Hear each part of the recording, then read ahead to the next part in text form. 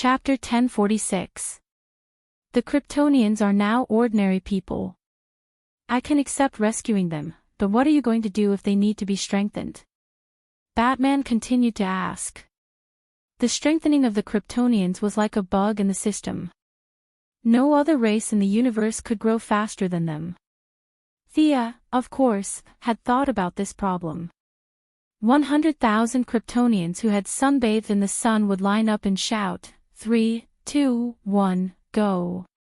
100,000 Kryptonians firing heat rays at the same time would be a spectacular scene. Not to mention her, even if it was God himself, he would also be beaten to the point of excrement. When the number of Kryptonians accumulated to a certain extent, it would affect the quality. Unfortunately, no strong man would fight with them like that. Changing reality to create a red sun could wipe out all the Kryptonians. She was not worried about the Kryptonians. If she wanted to, she could extinguish all the stars in the universe and rewrite the Kryptonian genes. But she still explained, the Kryptonians are not bad people. Do you admit that? Batman had reservations about this, but when he saw the 3 Kryptonians around him, he nodded. You don't have to worry about the 100,000 Kryptonians. Not all of them are warriors. There are scholars, artists, teachers, and people from all walks of life. In fact, there are less than 1,000 warriors in 100,000 people. And, she considered her words and finally decided to tell the truth. When Brainiac invaded Kandor, more than half of the warriors in the city were sacrificed. So I estimate that the number is far less than 1,000. Superman was thinking about the sacrifice of his compatriots. Fiora had been exiled with Zod at that time and did not see the actual scene. But Supergirl was different. She was one of the witnesses. If the trapped Kryptonians were not counted, she was the only witness. The memory of that day was still vivid in her mind. Brainiac was like a super demon who captured an entire city. She was a little sad, but more than that, she was scared. At that time, Brainiac controlled a huge mechanical body to enter the orbit of Krypton. With a wave of his hand, he defeated all resistance forces and finally took over Kandor City, the cradle of the Kryptonian civilization. But it was because of this demon that Kandor City and 100,000 Kryptonians escaped the disaster. Supergirl was not sure if it was a good thing or a bad thing. Not everyone wants to fly. Most people just want to live their own lives. They should not be kept in a small bottle. Supergirl nodded vigorously. She was the one who wanted to live a peaceful life. Well, I send my blessings to the future of the Kryptonians. But what are you going to do with the hundreds of soldiers? What if one of them wants to conquer Earth? Batman felt that the number of suspected enemies had been reduced from 100,000 to a few hundred, but he was still worried, very worried. He always felt that Thea was playing with fire. Fiora sneered, but she didn't say anything because she knew that someone would jump out to refute.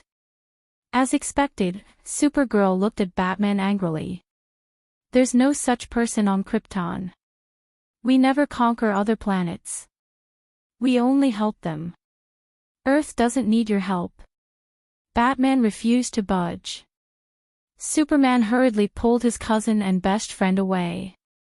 He was afraid that Supergirl would beat up Batman, but he was also afraid that Batman would give Supergirl a Krypton.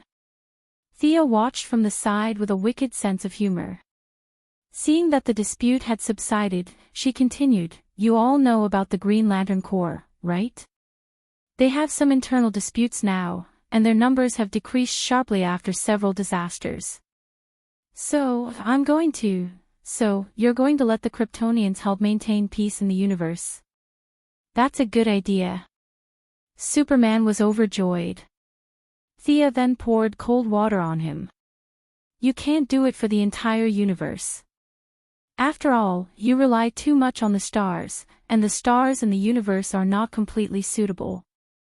When Joe sent you to Earth, it was the result of a series of complicated calculations. Not all stars can provide energy.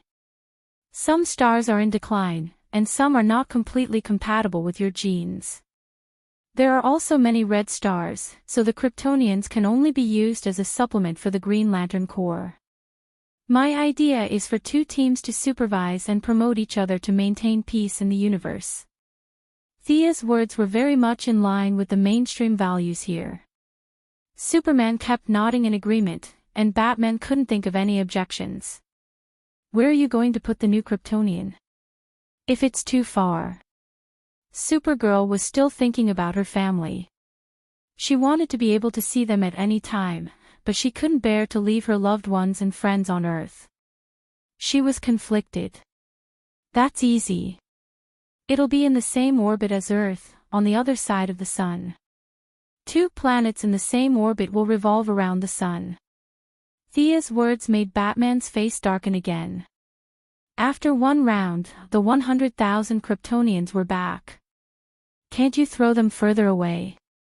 Don't worry, we can give them the right to choose. If they want to uphold justice, they can absorb the star's energy. If they want to live a normal life, I can also rewrite their genetic information. Moreover, the Kryptonians are missing a lot of key technologies. Now that they are rebuilding their civilization in a desert, they won't be a threat in the future. I'm afraid that the ambitious people on Earth will provoke them. I'm willing to be the bridge between both sides, Superman said. I'm willing too. Supergirl said loudly. Well, it seems that all of you are going to choose the second option, right? Thea glanced at the 3 of them, and they nodded in unison. Some things were in the past. If they were to erase their memories and go back, would they still be themselves? Without exception, all 3 of them chose to go on with their lives.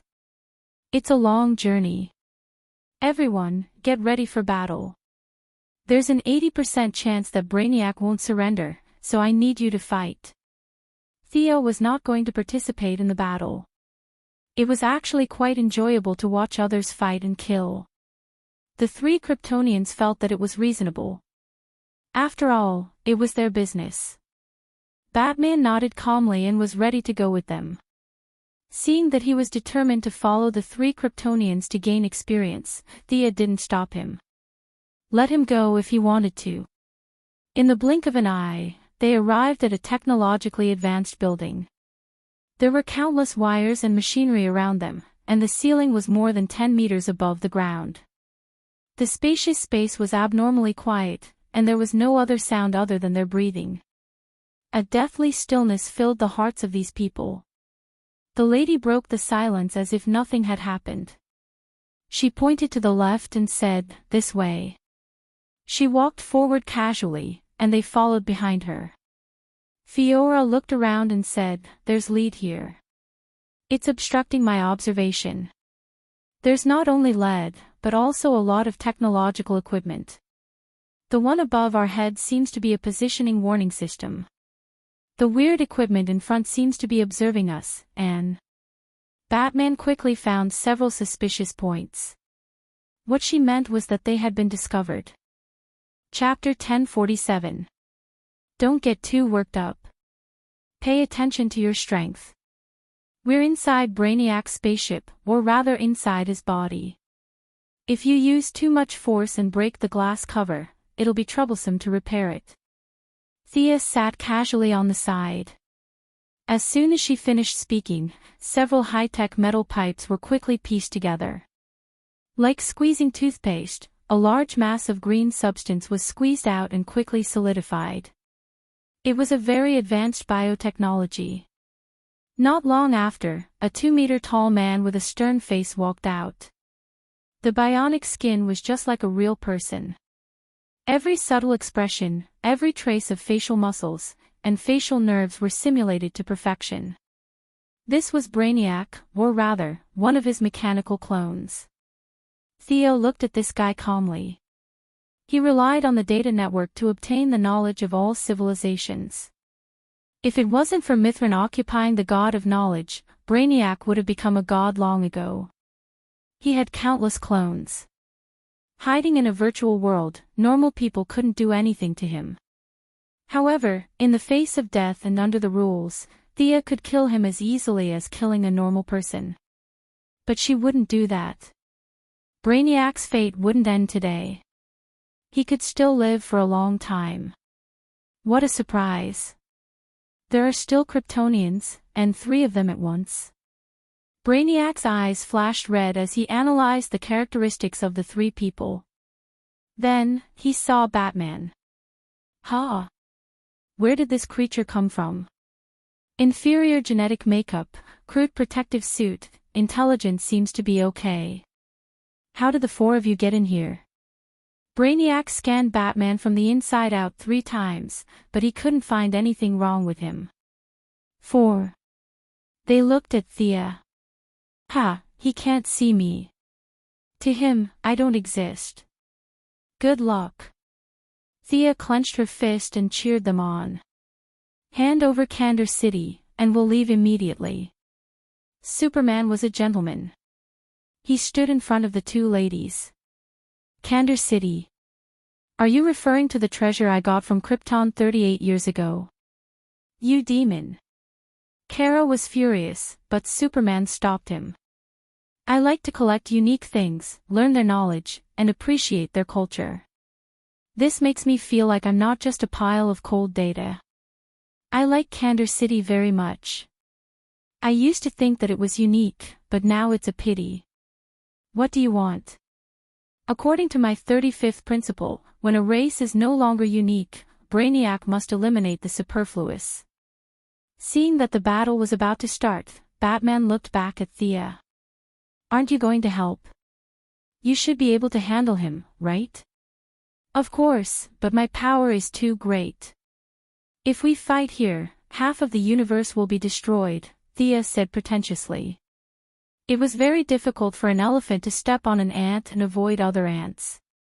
Of course, she could do it when she could use her power freely. However, she had just died, and her power was a little weak. She did not have enough control over it. Now, she could easily break through 3 or 4 universes with a casual strike. Don't worry, I'll deal with him. Fiora flung off his cloak and rushed out. A punch that could shatter a mountain was aimed at Brainiac's head. She did not care even if it was a real person, let alone a robot. Brainiac looked at her without feeling anything. His muscles expanded rapidly, and he turned from an ordinary man into a muscular man in less than half a second. He easily received Fiora's punch and kicked her in the stomach. Under the huge force, Fiora was kicked dozens of meters away like a cannonball. She smashed into the wall and slid down slowly. She wiped the blood from the corner of her mouth. Before she could do anything else, Brainiac started his counterattack. Several mechanical tentacles reached out from the wall and evilly tied Fiora to the wall. On the other side, Brainiac started to charge like a wild beast. Supergirl tried to stop him, but he easily dodged her and gave her a hard kick in the back. He and Fiora were connected by the same fate. They went in different directions and were also tied to the wall. A specimen like Calafira was not worth his time. From the moment they met, Brainiac's target was Superman. This was a Kryptonian model that he had never seen before, so he was very interested. Superman and Batman, the old partners, once again fought side by side. The two had a tacit understanding. After a few quick cover-ups and feints, Superman faced Brainiac while Batman went to save Fiora. They did not need to talk or make eye contact. They quickly divided the work. Batman looked at the position of the 2 girls and ran to Fiora first. This was not because Supergirl scolded him, but because Fiora was smarter. While Supergirl was still foolishly fighting the tentacles, Fiora had already put on the yellow light ring and conjured a bunch of tools to help her escape. As a non-staff member, Batman and Fiora were somewhat close. He placed a small device on the cut section of the tentacle, and the tentacle automatically healed. Batman stood in place and operated the device on his wrist. In less than 10 seconds, Brainiac sensed that something was wrong. He looked at Batman and asked, "What did you upload to my database?" Boom! Before he could get an answer, Superman punched him in the face. At the same time, Fiora and Supergirl were also freed. If the three prepared Kryptonians could not beat Brainiac, they would not be able to do anything. It was like a demolition site. The few of them fought in the spaceship until the ground shook. Luckily, Brainiac's technology was advanced and the spaceship was sturdy enough. An ordinary spaceship would have been destroyed long ago. You demon! Superman punched a big hole in Brainiac's chest. Supergirl behind him flew up, grabbed Brainiac's head, and pulled it up forcefully. Amidst the ear-piercing crash, all kinds of unknown parts fell to the ground. Half of the metallic spine was pulled out. The countless wires were more intricate and complex than human nerves. Brainiac's head could turn at will. Even though he was only left with his head, he still looked at Supergirl. Supergirl's eyes were red, and her heart was boiling with murderous intent. No one present could better understand the harm Brainiac had done to the Kryptonians. She only hated herself for not being able to save her own people. Kryptonian woman, you can't kill me. Although I don't know how you came in, do you think you can defeat me in my body? Brainiac's face was full of mockery. Supergirl exerted force with both hands, trying to crush his head. Resurrection. Then I'll crush it again. Chapter 1048. Calm down. Thea's words were like a bucket of cold water poured directly on her head. Her rationality, which was about to go out of control, returned. Brainiac could not see Thea. He was puzzled. What was wrong with this Kryptonian woman? Why was she not angry all of a sudden? However, the female Kryptonian's next sentence shocked him. Sister Thea, what should we do with this guy? At first, he thought that Supergirl was using some kind of remote communication device to speak. Brainiac checked 3 times and tried 39 advanced civilization scanning systems, but he could not find any wavelength that could provide the basic conditions for communication. There was another person here. There were not 4 of them, but 5 of them. Brainiac was a little confused. He used more detection methods, including the head, the entire spaceship, and the distant depths of the universe. He repeatedly checked countless times, but there was no one here. There was no invisible person, as he thought. Thea could not be bothered with him. Brainiac was like a mountain in the past, but now he was nothing. She signaled Supergirl to pass the head in her hand to Batman. Batman did not disappoint. He directly uploaded several pieces of code into Brainiac's data. What is that? Supergirl, who was a slacker, said that she did not understand. It's fear described in a digital format. Thea could tell at a glance that Batman was a genius. Although his level was many times lower, his digital fear was like God using equations to describe life and reverse life. Brainiac was down, and it was difficult to clear the data anomaly in a short time. They swaggered into the showroom. There were hundreds of glass covers here, and inside them were cities of civilizations. It was as if they were frozen, and they were still in their original state when they were abducted. The 3 Kryptonians split up to search. Theo looked around casually. Batman was still the same. He was using some unknown black technology to download all kinds of data from Brainiac. That guy lives in the data. Don't bring him back to Earth. I know. Their short conversation was interrupted by Kara. I found it. Kandor City. Thea and Batman hurried over. Looking at the miniature version of Kando, they felt a little emotional. The ancient city of the Kryptonian civilization, Kandor, had changed a lot. It was completely different from when they had gone to deal with Raoul 350,000 years ago. However, the modern Kryptonians had preserved the ancient ruins very well. They could still see the outline of the city in detail. The wasteland had been replaced by technology, and the primitive tribe had become a beautiful city that radiated the brilliance of civilization. Fiora and Kara began to use their supervision to search for acquaintances. Superman watched from the side, looking at the traces of his civilization and his own people. It's Sarah. Sarah Yawa. She's my best friend in school. Oh my God, she and her mother are both here. Although Fiora also saw many familiar faces, such as subordinates, colleagues, and friends, she was very calm and did not make a fuss like Kara. The four of them listened to Kara's occasional exclamations. They could all understand this behavior. Kara needed an outlet. Oh my God. Raoul bless us. Kara suddenly covered his mouth as tears streamed down his cheeks. Thea asked Fiora with her eyes. Who did she see? Fiora carefully identified and compared it with her memory. Oh, this seems to be the Iyer family, Zo Iyer. She then whispered, it's Kara's father. Although her voice was very low, everyone present could hear her.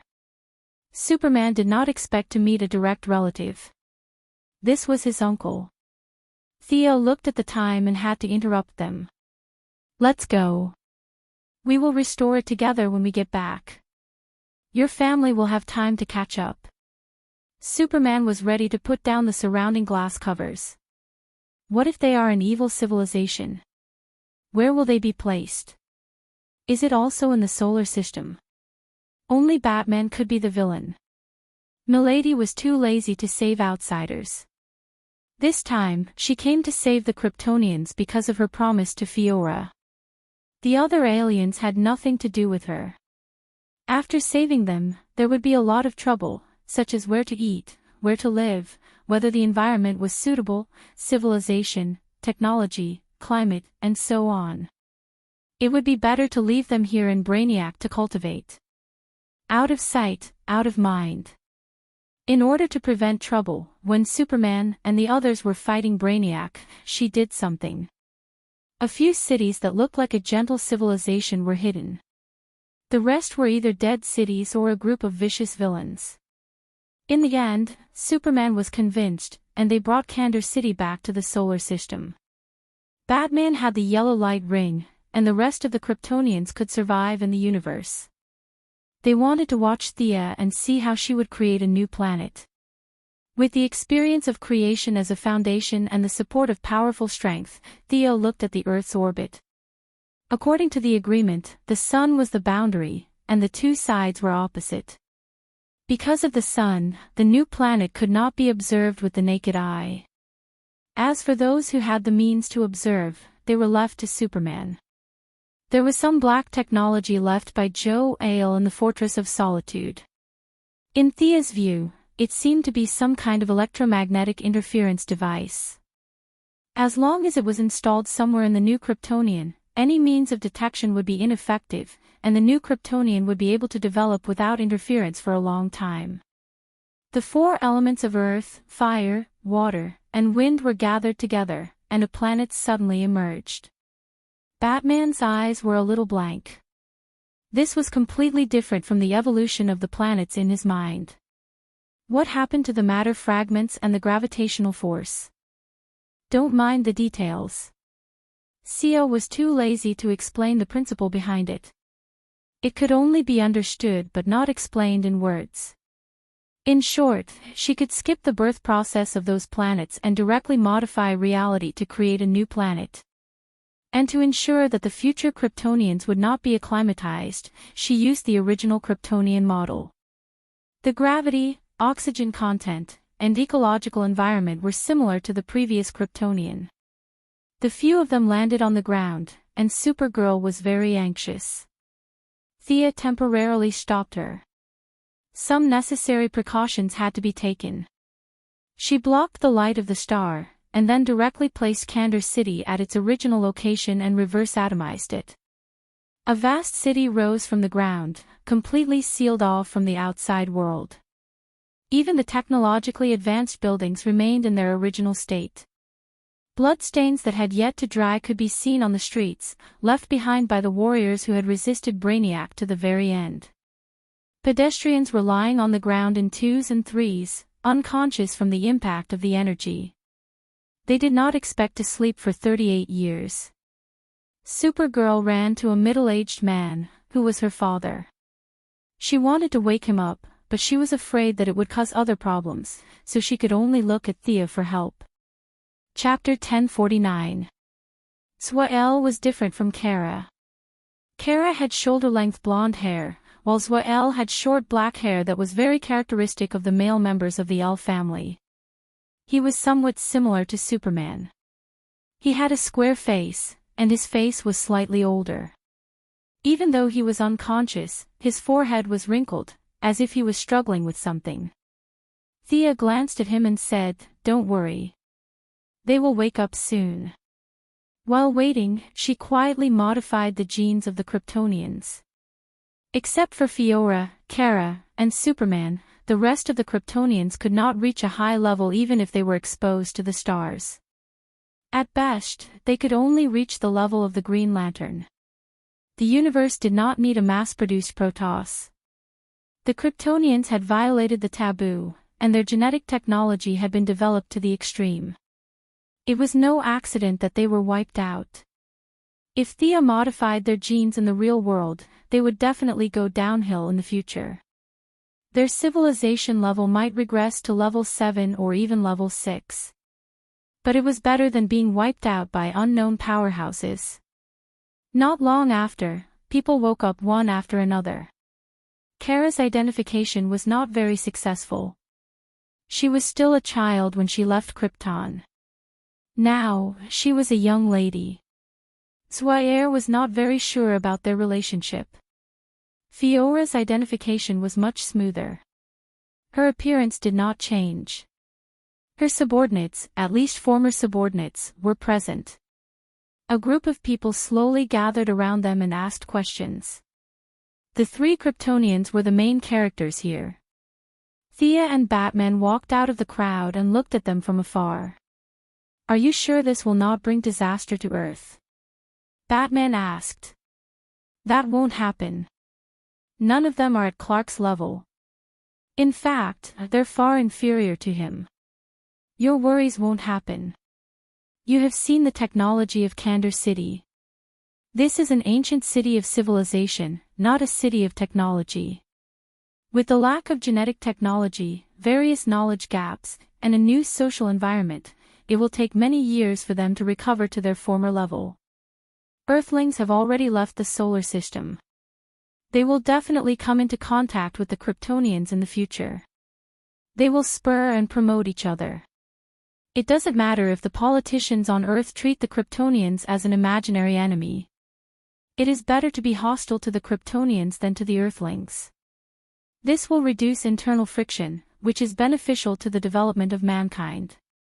It was rare for her to speak at length. This was not only for Batman, but also for the three Kryptonians in the distance. Will there be any trouble on Earth? Superman didn't know anyone. Fiora and Kara were talking to their classmates and friends from time to time. He had nothing to do standing there, so he simply flew to the side and chatted with them. Not in the short term. With you as the bridge, the two races will gradually coexist. Thea thought for a moment and said, "In fact, the genes of the Kryptonians and the genes of the Earthlings are very similar in many ways. Maybe they have a common ancestor." Batman nodded slightly at this question. He had studied the Kryptonian genes and found that there were many similarities between them and the Earthlings. The two might have a common origin. As for whether the Earthlings originated from Krypton or Krypton originated from Earth, there was no need to delve into this question. All they needed to know was that for a long time in the future, both sides would live under the same sun. In the evening, Zwael, the representative, came to talk to them about the future of Krypton, the current life of the Kryptonians, the shortage of supplies, and various other issues that needed to be discussed in detail. Thea didn't respond to Zwael, who wanted to talk to her. Instead, she looked at the female adjutant. "Fiora, my friend, thank you for your help over the years. Our agreement has been fulfilled. You are free now. Go back to your people." The female adjutant had been diligent over the years. She had helped Thea with all kinds of things, regardless of whether it was integrating the forces under her or participating in various activities. She had done everything perfectly. She was Thea's most capable assistant. In the beginning, it was just a verbal agreement. If Fiora wanted to strengthen herself, she only needed to bask in the sun. Thea didn't provide any help. Instead, she enjoyed Fiora's selfless dedication. Even someone as thick-skinned as Thea couldn't stand it. So the first thing she did after reaching the top was to fulfill her promise. Fiora laughed self-deprecatingly. She looked back at the Kryptonians and said, "They need to rebuild their homes. I don't have the ability to do that. If you still need me, I am willing to continue to serve you." Thea was overjoyed. Her subordinates were too weird. With Fiora in charge, it would save a lot of trouble. Whether it was the funny Gertrude, the crazy electric lady, the group of yellow lanterns with ugly faces, or the Zerg, they all needed someone to coordinate their relationship with each other. The female adjutant had followed Thea around for so many years. Her vision had been broadened. In fact, she liked this kind of life from the bottom of her heart. It must be very difficult for her to go back and help the Kryptonians build houses. Of course, it would be my pleasure. If you don't object, accept the divine position of the soul. You can be my assistant in the netherworld. She had left behind a projection in the underworld with the Death Divine Seat to guard it, but the strength of the projection was still a little weak. Fiora was very suitable. If she had a divine seat, other than Hades and a few others, she would be invincible in the underworld. The relationship between the two continued. Thea asked about Zod. The general's personality is too strong. I'm afraid it will destroy the current structure of Krypton. Let him continue to sleep. Fiora had been on Earth for so many years, and now she was more reserved in her speech. But Sia still understood what she meant. Once Zod was resurrected, he would definitely seize power and then fight with Zod heir to the death. This was not a good thing. The new Krypton needed a peaceful governor, not a general who could fight well. Zod would just continue to lie there like a corpse. Even if Thea could be realistic, would a gentle and polite Zod still be Zod? So, it was better not to resurrect him.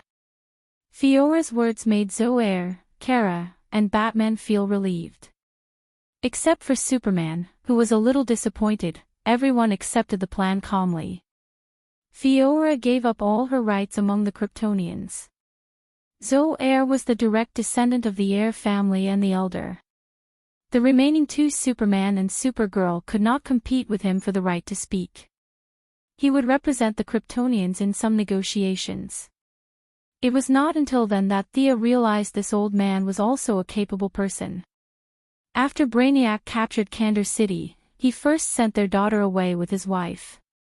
Then, he caught up with Brainiac with Joe Air's black technology. Unfortunately, he had never been exposed to the sun and was no match for Brainiac at all. He failed to escape with his mouth and was thrown into the glass dome. Although he failed, yesterday's misfortune led to today's reunion. The father and daughter felt sorry that Kara's mother did not see this scene today. Chapter 1050. There was no end to the conversation between family members. Kara was still talking about her experiences on Earth. She was so excited that she showed off everything she had done to her father, such as high-speed flight, heat rays, and freezing breath. When she returned to the ground, her face was full of excitement, like a child waiting for praise. "Can I do that too?" Zoair was shocked. Flying was still within his understanding, but heat ray and freezing breath were a little out of the ordinary. There were less than 300 warriors left on New Krypton. It did not seem like a lot, but if they were all exposed to the sun, even if they were weakened versions modified by Thea, they would still be very powerful even if they were not at Superman's level. If 300 of them attacked together, fighting Doomsday would be child's play. The issue of strengthening was inevitably brought up as a key point. Naturally, they could not speak in English. Fortunately, they all knew Kryptonian. Well, Batman knew it too, but only God knew when he learned it himself. The truth is, all of your people can do it regardless of the division of labor. It's just that the intensity is different.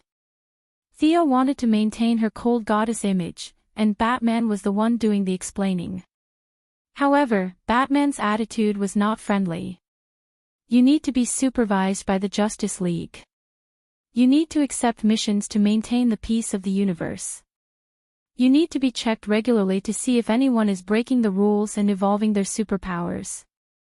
You need to. Zoair's face instantly turned cold. You have saved me and my people, and I am very grateful for that.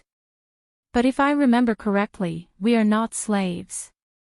Superman and Supergirl's faces were filled with awkwardness. Batman's words were too blunt, so Supergirl hurriedly interrupted him. Father, what he means is, to help each other. Supergirl's little face was flushed red. No matter how hard she racked her brains, she couldn't find a better way to phrase it. The Kryptonians were not slaves, but the Earthlings, Batman, were not at ease with them. This conflict was really difficult to reconcile. The young lady who started it all acted as if nothing had happened. She sat on the side with a smile and watched them argue.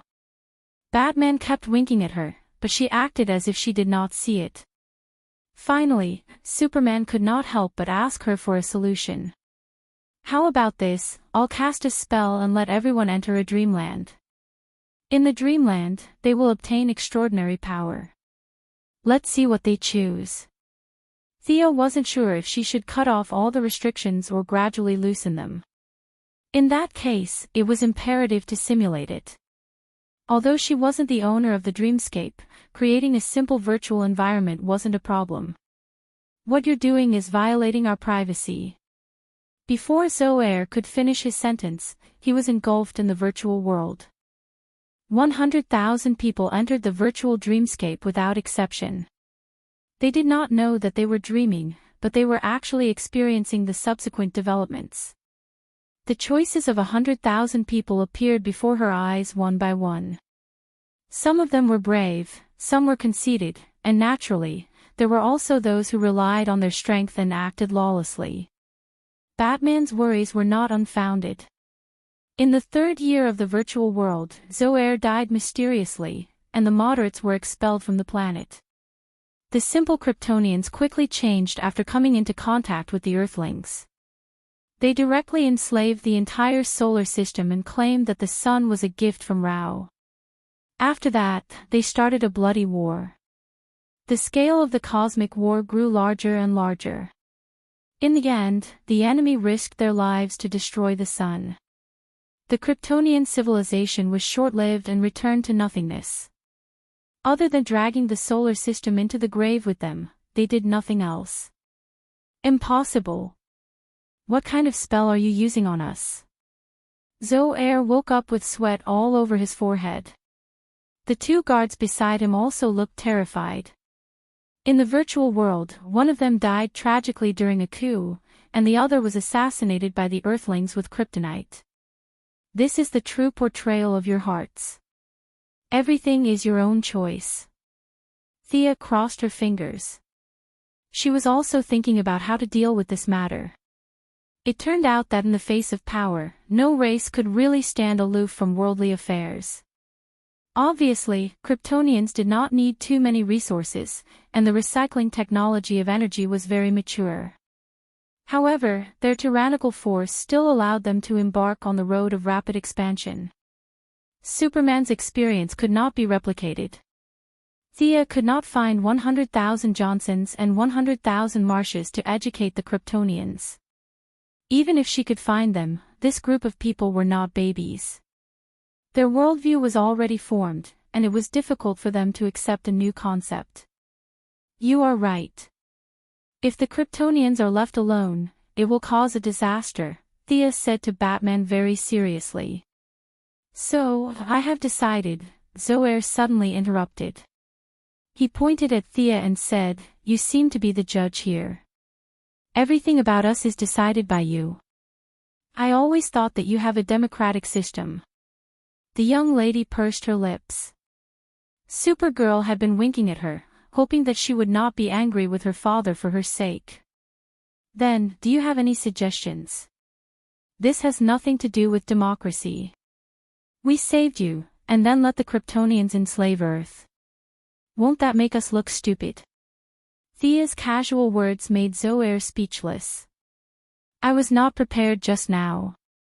This time, let's do it again. Use your witchcraft again, and I will let you see the light of hope for Krypton. Zoe said quickly. Thea thought it was not impossible. She waved her right hand and said, let's go. 100,000 people entered the virtual world again. This time, they were much more restrained. Even the pro-war faction chose to retreat. The Kryptonians were very strong, but their weakness was also obvious.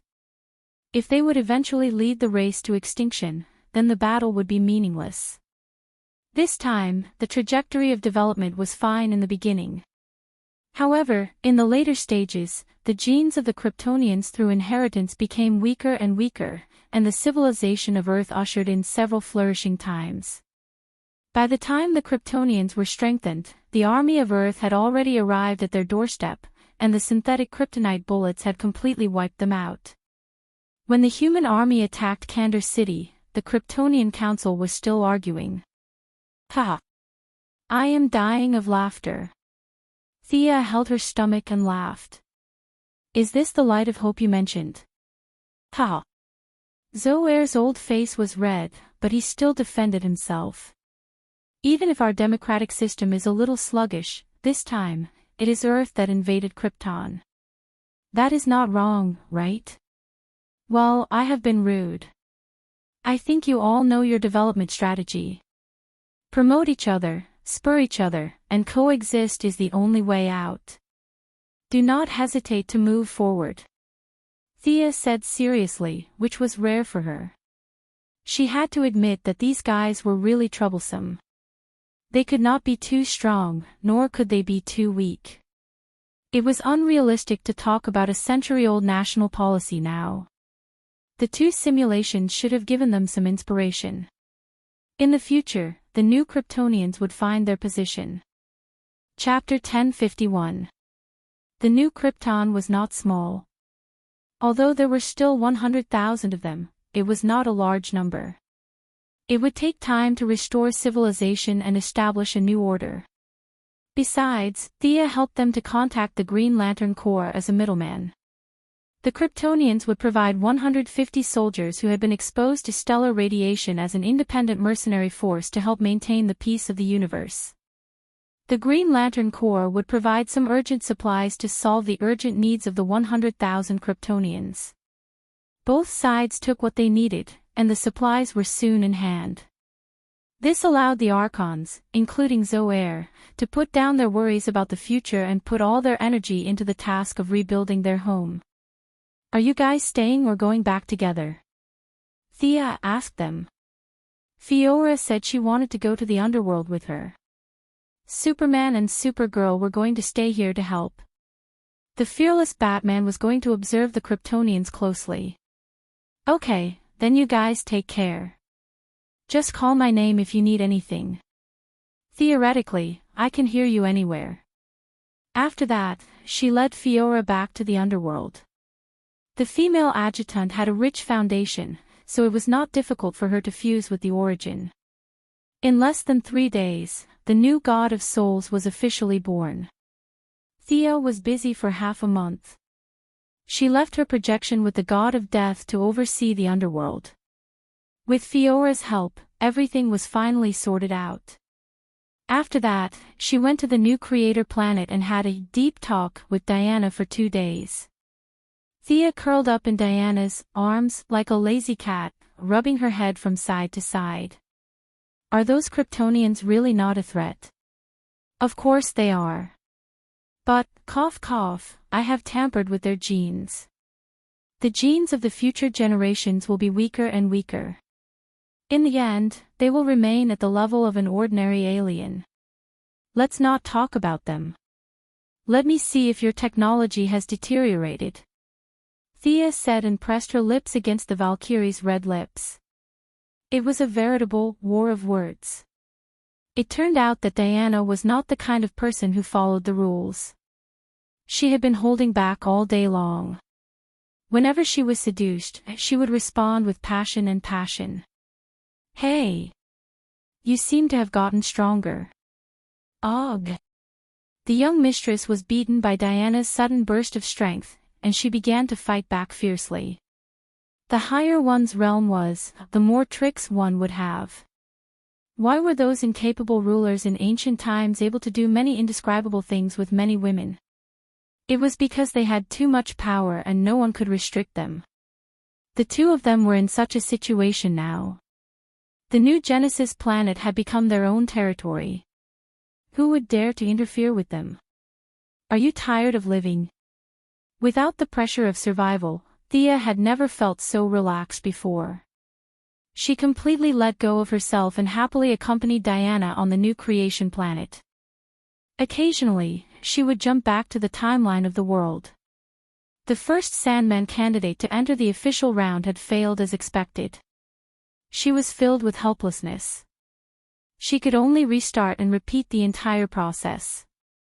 The current candidate was the 14th human to enter the official round.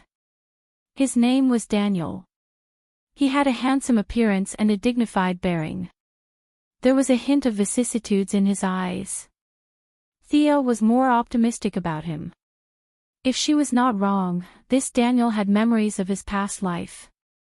He was born with a higher spiritual power than ordinary people. He was also very rational, very similar to Thea in her past life. The first 3 scenes were completed perfectly. Daniel had already transcended the body of a mortal. There was an inexplicable charm in his every move. The Sandman had 3 treasures. They were the sandbag that fell into Constantine's hands, the helmet that fell into Lucifer's hands, and a ruby that was lost in Arkham. Daniel had to find these 3 treasures so that he could go further in his cultivation. The sandbag was easily passed with Thea's warning. He successfully obtained it. However, hell was not that easy to enter. Moreover, he had to get the helmet from Lucifer.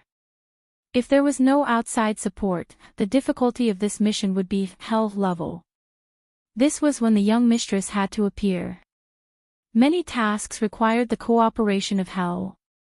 She was like the Guanyin Bodhisattva who secretly observed Tang Seng's journey. She rushed to hell and prepared to discuss this matter with Lucifer face to face. She walked past a giant river with flowing lava, crossed a basin with jagged rocks, and passed through countless bloody battles with demons. She was like a shadow, heading straight for the deepest part of hell, the grandest palace. Her pace was neither fast nor slow. She was relaxed and at ease, as if she was going to meet an old friend. The low-level demons could not see her, but a few of the top demons vaguely sensed that something was wrong. However, no matter how they searched, they could not find her. Instead, many of the demons that were sent out died. They were completely dead and no longer existed. Even the will of hell could not save these unlucky demons. Do you want to have a drink, beautiful lady? Beautiful lady. A very casual voice sounded from her left. It was a blond man wearing a round hat, a long brown windbreaker, a white shirt, and a red tie. He held a cane in his hand. At first glance, he looked very young. However, if one looked closely, one would see that he was imperceptibly old. This was Lucifer, the first angel to voluntarily fall into hell. Unlike those who were exiled, he voluntarily left heaven and left the mission that God gave him. Thea's gaze swept across the other party. All kinds of rules flashed past her eyes one by one. It was hard to judge who was strong and who was weak. In terms of the authority of rules, Thea's priority was higher. However, Lucifer's abilities were very comprehensive. Once they fought, it was hard to say who would win. Of course. Thea nodded slightly. As soon as she finished speaking, the surrounding scenery changed. It was filled with the smell of sulfur. The volcanic lava that filled their vision disappeared completely. It was replaced by a very tasteful restaurant. The restaurant was very high up. Looking out from the floor-to-ceiling windows, it was already late at night. The city was filled with lights and pedestrians. The nightlife had just begun. Thea was not here to challenge the restaurant, so she did not feel any hostility. She also changed into a dress, revealing her swan-like neck and her entire arm. She wore thin high heels. Lucifer acted like a gentleman very well. He pulled out a chair and invited her to sit. The atmosphere was very warm. Piano music sounded from the surroundings. It was very romantic, full of affection, and full of artistic atmosphere. Thea frowned slightly. Under her interference, the melody had some subtle changes. She could hear a choir from it. The tone unknowingly went to the direction of singing hymns. Lucifer casually glanced at her. The Missy had an innocent look on her face. It seems that you don't like this environment. Let's change. Lucifer's thoughts moved. The Western restaurant completely disappeared. The surrounding environment was still late at night, but it had turned into an amusement park. The two were sitting at a very ordinary table. It was much more comfortable here. Thea did not like to eat with strangers. Not to mention, she had to pretend to act with him. What role-playing, experiencing the life of a mortal. Please. She needed to be cured early. Chapter 1052. When she didn't have the ability, she would put on a smile. When she had the ability, there was no need to hold it in. Both of them fought in secret and didn't see much. She could only say that Lucifer was unfathomable. However, Thea wasn't a pushover either. I represent the Endless family to discuss something with your majesty. She went straight to the point. Although there were only 2 members in the family and she was the one with the highest combat power, it had always been her style to use the name of a tiger. It would be a waste if she didn't use it. Her meaning was clear. They were a family, and they were bullying Lucifer because he was alone. The former archangel, the current king of hell, frowned. I'm not afraid of fate. I've transcended fate. You can't do anything to me even if you attack me together. That's right. You're willing to give up heaven and the fate bestowed upon you by the Supreme. This is admirable. Hence, we hope that you can cooperate with the Sandman's growth. Thea didn't seem to hear the unfriendliness in his words and continued speaking. The Endless family will owe you a favor. Thea used the Endless family's name in her words. After all, she didn't owe anyone anything. If she wanted to repay it in the future, she would let the Sandman do it, or her family would do it personally. 2 omnipotent universal-level beings and 5 pinnacle multiverse beings.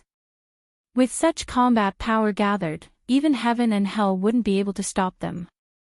Lucifer revealed an expression that said he couldn't afford to offend them since they had the numbers advantage.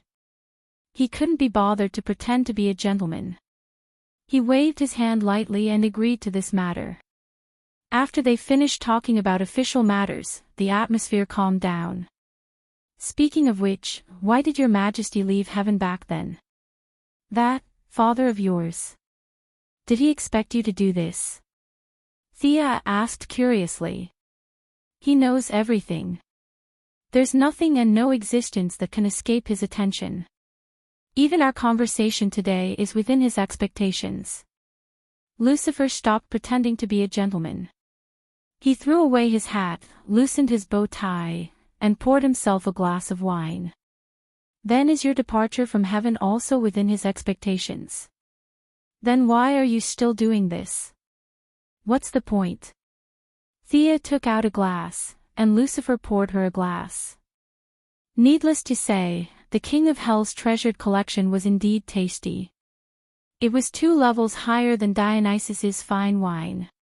The wine had a lingering aftertaste, and there was even a hint of thyme. She gave a thumbs up to show that it was good wine. I left heaven because I felt that I needed to leave. He predicted everything because his attention was still here.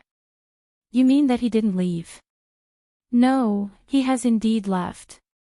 He has gone to a higher level and is pursuing something that I can't understand at all. The entire world is probably just a small toy in his eyes. He doesn't need to deliberately investigate it. The world has no secrets in his eyes. Do you think I will die? He changed the topic at the end and asked Thea a professional question. Her answer was indeed professional.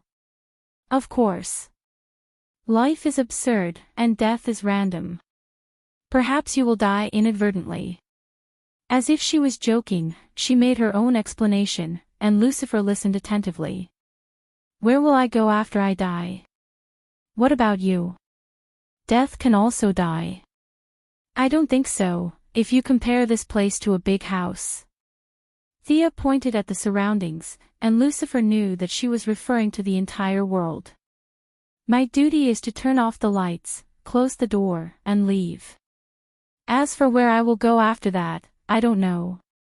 The conversation with Lucifer ended quickly, and the two drank a few glasses of wine. Even if they knew each other, it did not matter whether they were friends or enemies. Thea could not kill him now, and Lucifer could not do anything to her either. However, the topic of God still touched her, but it was just a touch, and not a strong one. Lucifer was born at a higher level, and he had never enjoyed the joy of leveling up. If he was like Thea, leveling up every 3 days, and leveling up every 5 days, he would be so happy that he would wake up from his sleep, and he would not be so bitter. If someone were to ask her now, she would definitely say that she was very happy, and she did not want to chase higher levels in the short term. Her current level was enough for her to be proud for a long time. Not long after she left, Daniel also came to hell. Lucifer used a kind of acting method to duel him and gave him the Sandman helmet. With the sandbag and helmet in hand, Daniel soon arrived at the next scene, Arkham Asylum. When he received the ruby, Thea appeared before him again. This is all your test, isn't it? Daniel was not an idiot.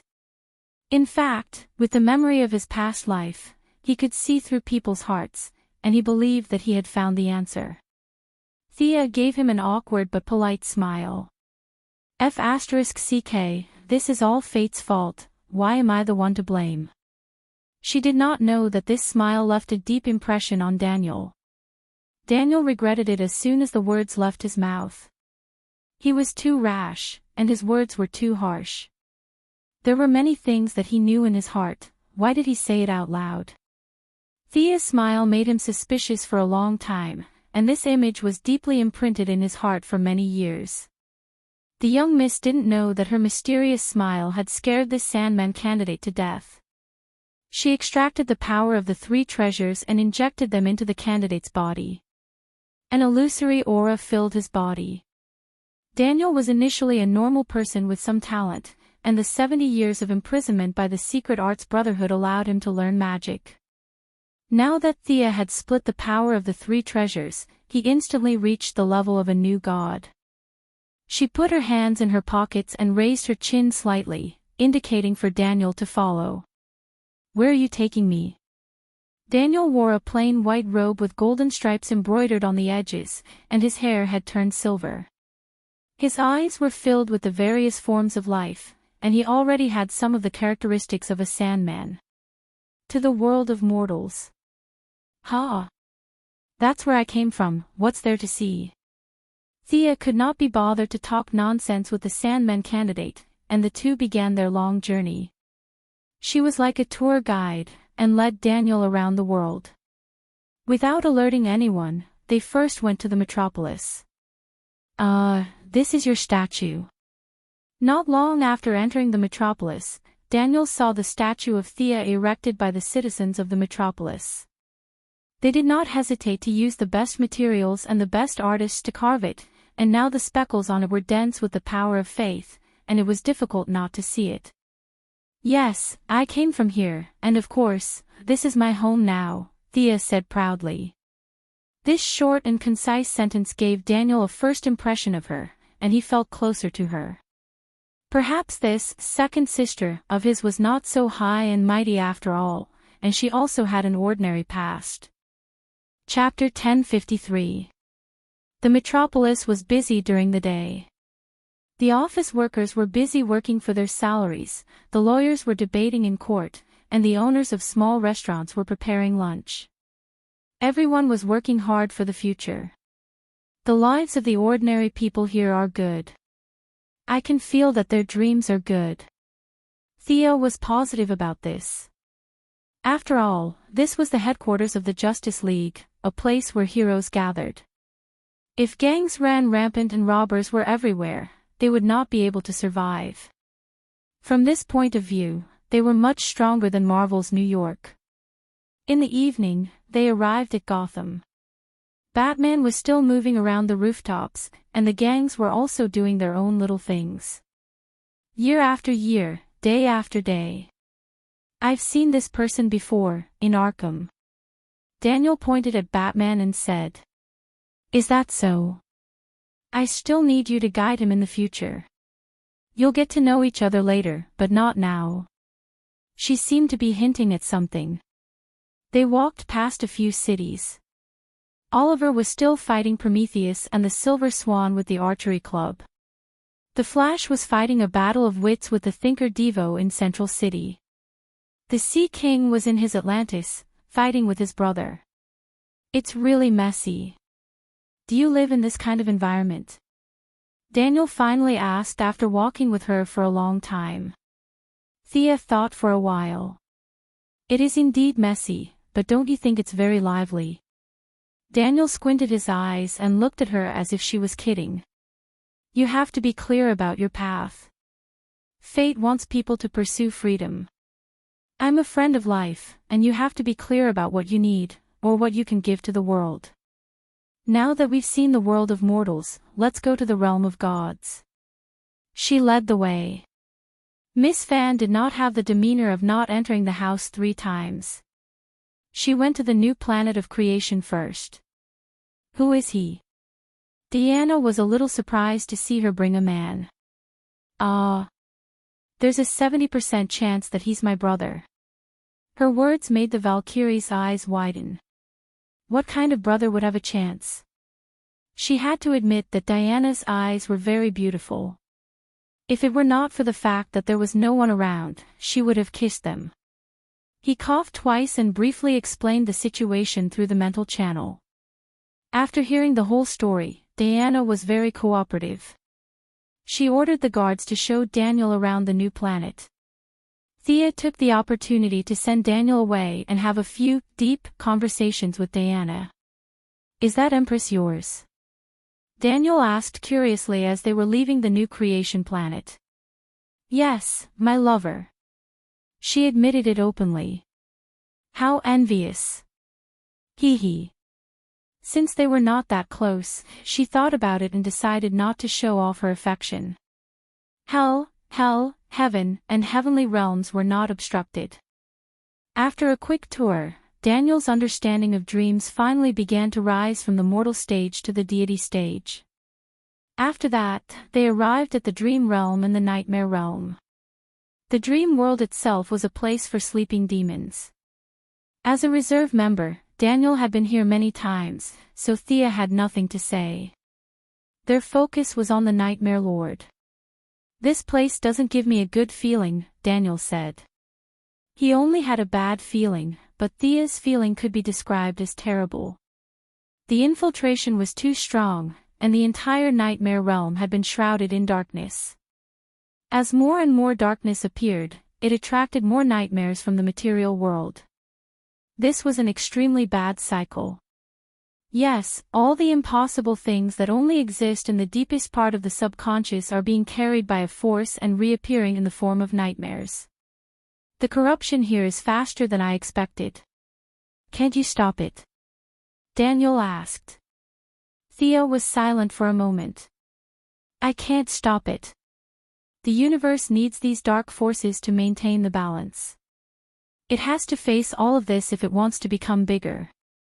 I can't interfere too much in this matter. She then changed the topic. But you can. You need to tidy up the fragments here and make everything return to normal. Find something to do for her brother and sister. That was how fate dealt with her, and how she dealt with the Sandman. The Sandman was a little dumbfounded. The nightmare realm in front of him was simply broken. He needed to restore it to normal on this foundation. No matter how he looked at it, it was a heavy physical labor. He looked at Thea with a little resentment. He was just complaining. Why did he suddenly have to do such an important task? The fifth-dimensional people believe that everything that exists is, in essence, a story. This is very interesting. Your task is to tidy up the story here. This is not a joke. This is something you must do. Eliminate all the facts that shouldn't exist, let reason return to the world, establish a set of mechanisms, and crush all the fantasies that exist in the subconscious. This is your task. She pointed at Daniel. When you complete the task here, you will officially become the Sandman. She briefly explained. As for how to tidy it up, the young mistress apologized. She didn't know. Let's go. I have high hopes for you. I hope you can become a member of the family. We still have one last stop, the Apocalypse Star. She pulled Daniel, whose footsteps were heavy, and they quietly arrived at the Apocalypse Star. She could be seen on the new creation star because she wanted to be seen. But here, if she didn't want to be seen, no one could see her. A great battle had just ended. The corpses of the Apocalypse demons and demons littered the battlefield. The Apocalypse Star was not a pushover. After the initial heavy losses, they had developed a way to kill the demons through countless cruel and bloody experiments. Now, the casualties on both sides were almost 1-to-1. The demons were only after looting, while Darkseid was risking his life. The foundations of both sides were different. After the continuous battle, the demons were already thinking of retreating. Death loomed over the entire Apocalypse Star. As the first god to bear the brunt of it, Darkseid didn't notice. He was so blinded by victory that he didn't even realize that a great disaster was about to befall him. Daniel didn't like the evil aura here. After taking a quick look around, he proposed to go back and repair the nightmare world. Thea didn't stop him when she saw how motivated he was. She sent the Sandman off and slowly walked into the depths of the Apocalypse Star. The demons were about to give up. This was a sign that many people and gods could see. The Apocalypse Star was holding a grand celebration to celebrate their victory after half a year of fighting. No one saw Thea. She slowly walked into Darkseid's vast palace. The new gods on Apocalypse Planet were all very nervous. The extraction of the anti-life equation was nearing its end. Darkseid had summoned them to his side to prevent anyone from trying to take advantage of the situation, and he was also worried about the conduct of his subordinates. What if one of them had evil intentions and wanted to steal his item? Chapter 1054. The good traditions of the Apocalypse Star were on full display at this moment. Everyone was greedy. It just depended on how rational they were. As it happened, the Revelation Stars group was a group of deities that were both ambitious and not too rational. Thea saw Darkseid's eldest son, Kalibak, sneaking glances at the anti-life equation. The Great Wasteland Wolf and the Great Warlock were also secretly preparing for something. They were wary of each other and making use of each other. This team was too difficult to lead. Thea sighed. In terms of offense, the evil faction had the upper hand. However, in terms of unity, the righteous faction was 100 times stronger than the evil faction. None of the father's subordinates had ever coveted the anti-life equation. Darkseid was the most nervous at this moment. He had to suppress the gods and obtain the anti-life equation as soon as possible. He was under the most pressure. However, it was also because of this that he lost most of his cautiousness, which ultimately led to a tragedy. In fact, when the Apocalypse Star was established, the law of the jungle had been implemented on the first day, and the current outcome had already been decided. Everything was decided by force. Whatever was snatched was theirs. In the face of benefits, there were no restrictions. The Apocalypse Star's abnormal rule would make Darkseid suffer today. Back off. Darkseid did not know that there were people spying on them. He said in a low voice. A distance of a few meters was useless in front of the new gods. He wanted to see how long his authority could keep the new gods in check. Reality proved that he was still the majestic Darkseid. His subordinates did not dare to resist and subconsciously took a few steps back. The evil monarch was satisfied. He looked at the anti-watcher again. The anti-life equation was about to be taken away. This person's value would be greatly reduced. Darkseid was prepared to use him as a sacrifice to announce his great strength to the multiverse. However, he did not know that the anti-watcher he was preparing to sacrifice was chatting with Thea. Although the anti-watcher could not even move a finger, his realm was high enough that he could see Thea. The young lady did not distinguish between good and evil.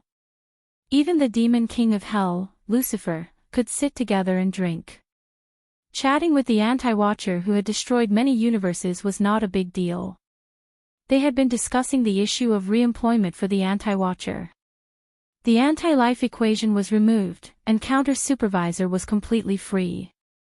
He would remove the burden of constantly destroying the universe and become Morbius again. From what I can see, you won't die today. The life energy needed to reshape you is nothing to me, but why should I help you? If I remember correctly, you were killed by the Black Death Emperor, and it was my white lamp that saved you. You still owe me a favor. The young miss would never do a losing deal. The counter-monitor in the spiritual world gritted his teeth in anger. That was obviously done by Black Thea. Even if you resurrected, what did you do after that? You got Darkseid to beat me up. What have you done? Don't you feel anything in your heart? No matter how he thought about it, being killed again in a critical state was not a pleasant thing. However, at this time, he really did not have much capital to argue with Thea, so he could only throw out his chips first. He said very tactfully, "What about the antimatter cannon? Didn't I help you get rid of the Black Death Emperor? That guy is your enemy too. You did that to vent your anger, didn't you?" The counter-monitor insisted that he was not venting his anger, but doing it out of righteousness. Thea did not believe his words at all. However, after thinking about it, getting rid of the Black Death Emperor was indeed an important step on the path to death. Alright, seeing that you're pitiful, I'll let bygones be bygones. Tell me what benefits you can give me now. If you agree, I'll save you once. Theo was not anxious at all, waiting for him to name his price. The counter-monitor tower is in your hands, right? I call it Hell's Tower now. Fortunately, it was in the spiritual world. The counter-monitor almost vomited blood. Do you have any shame? That's right, that's right. Hell's High Tower. The High Tower can adjust the frequency of the multiverse's vibrations, and the authority to control this is currently in my hands. Your endless family should know that the multiverse will soon experience an unprecedented darkness, and this, Hell's High Tower will play an important role in this. Friends of life, saving the innocent and doing your best to help the ordinary people. Isn't this your mission? For the two multiverses to merge smoothly, and to do your best to save the ordinary people, isn't this what you've always been doing? The counter-monitor understood her mission very well, and said word by word. Thea quickly weighed the pros and cons in her mind. The universe wanted to evolve, and it wanted to completely devour the dark multiverse and make it a part of itself, and vice versa for the dark multiverse. From the perspective of the entire universe, there was no difference between the two. No matter how they evolved, it would be the same for the universe as a whole. The universe did not care about justice or evil. However, from the perspective of life, the problem was huge. Thea could not guarantee how many people she could save. Just as she said to Daniel, at her level, there was no chance for her to do anything. She was more like a chess player, pushing things forward. She could not personally participate, because this would destroy the balance between the parties. Thea did not agree or disagree. She asked the counter-monitor curiously, after taking off this armor, where do you plan to go? She could understand the counter-monitor's behavior of crippling himself. No one could accept an intelligent life being turned into some kind of program and could only do something passively. When Morbius first became the counter-monitor, he had probably lost his sense of self and could only carry out his tasks mechanically. It was only after he almost died twice that he broke free from the control. Facing Thea's question, he did not hesitate. Leave this place, leave this world, and see some new things and new rules. How about it? Do you agree to my deal? I promise you. After agreeing on the terms of the deal, they looked at Darkseid again as if they were looking at a dead man. A strong sense of uneasiness shrouded Darkseid's heart, but he suppressed it forcefully. He thought that the environment was making him anxious. His mountainous body stood there, silently waiting for the final result. Heavy pressure surrounded the gods. They each had their own thoughts. Some wanted others to take advantage of them, some hoped that the trouble would not implicate them, and some hoped to replace the evil tyrant. Time passed slowly. 10 minutes, half an hour, finally, after 9 hours, the life-reversing equation was extracted. Streaks of bright red energy cyclones mixed with countless black particles. The destructive energy swirled around each other like a miniature universe. Chapter 1055. Stop right there. Seeing that the anti-life equation had finally appeared, Kalibok, the eldest son of Darkseid, who had been severely injured by Sia several times, could not suppress the desire in his heart. He could not help but take a step forward, but he was immediately stopped by Darkseid. Thea was secretly amused. Kalibok was a complete idiot. Even if Darkseid did not die today, he would not be able to inherit the throne. Just because he was evil did not mean that he was brainless. Darkseid was very cautious. He scanned the faces of the gods one by one, taking in all their greed. However, he was not afraid. He had enough power to suppress all disobedience. His movements were slow but firm. Under the gazes of the gods, he grabbed the anti-life equation with one hand. The anti-life equation seemed to have made a comparison and finally accepted Darkseid. It then turned into a ball of energy and entered his body. It flowed from his palm to his arm, then to his entire body. The scarlet energy appeared around his body. At first, it was just a shadow, but it gradually turned into cyclones. Darkseid's power shot up like a rocket. The entire apocalypse planet was roaring because of the anti-life equation. Ordinary people were panicking, thinking that it was another natural disaster. However, the Great Plains wolves were flabbergasted. Where did this fear come from? Only Thea knew that the apocalypse planet was rejecting the anti-life equation. It was a power that should not exist in this world, not even in the realm of gods. Perhaps Darkseid had also received a warning, but he did not care. He had to choose between the safety of the apocalypse planet and his own power. This choice was not a problem for him. Other than the mad Yoja Khan, he was already at the peak of the new gods. He also had the Omega effect, and now that he had obtained the anti-life equation, the combination of the three powers allowed his strength to finally surpass the bottleneck of the peak of the multiverse, moving towards a higher level. After breaking through the bottleneck, Darkseid's vision suddenly widened. His eyes narrowed as he saw Thea, who was not far away, sizing him up. The Thea today was different from any time he had seen her before. There was no murderous intent, no playful expression. She was calm, as if she was looking at an old friend. Damn it! What kind of look is that? You actually appeared on Planet Revelation in your true form. His instincts told him that there was something fishy going on, and he forced himself to calm down. Thea waved her hand. I'm not here to fight with you. I'm here to fulfill my duty. Perhaps you can understand it as a rule. I'm not here to cause trouble for you. I'm here because I have to be here. Darkseid looked at her coldly, as if he was trying to gauge her strength. Since he was trying to fuse the anti-life equation, she must be here to cause trouble. He thought he had guessed Thea's intention. Get out. You're not welcome here. Otherwise, I won't hold back. Hee hee. Thea put her hands in her pockets and said casually, I won't mind your rudeness because you won't be able to laugh soon. Darkseid's uneasiness grew. He ordered his men, capture her. All of you, attack together. The Great Plains wolf was dumbfounded. His boss was pointing at the air. Who was he trying to catch? Her. He must have grown too strong and lost his mind. As the oldest of the new gods, he was reminded of Yojia Khan's crazed state. He felt bitter, but at the same time, he was secretly delighted.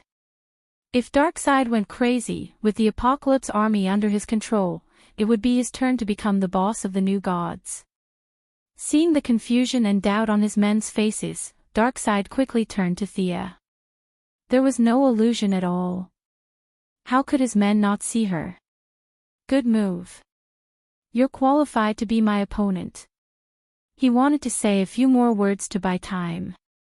At the same time, he accelerated the fusion with the anti-life equation. Sia glanced at him coldly. Did he think that he wasn't dying fast enough? She tapped her finger lightly, and a white light shot out and hit the lifeless body of the anti-monitor. Amidst the clattering sounds, a bald middle-aged man stood up from the huge armor.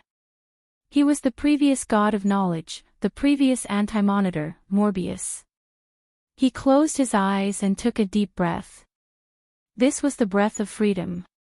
As the anti-monitor, he still had his knowledge and understanding.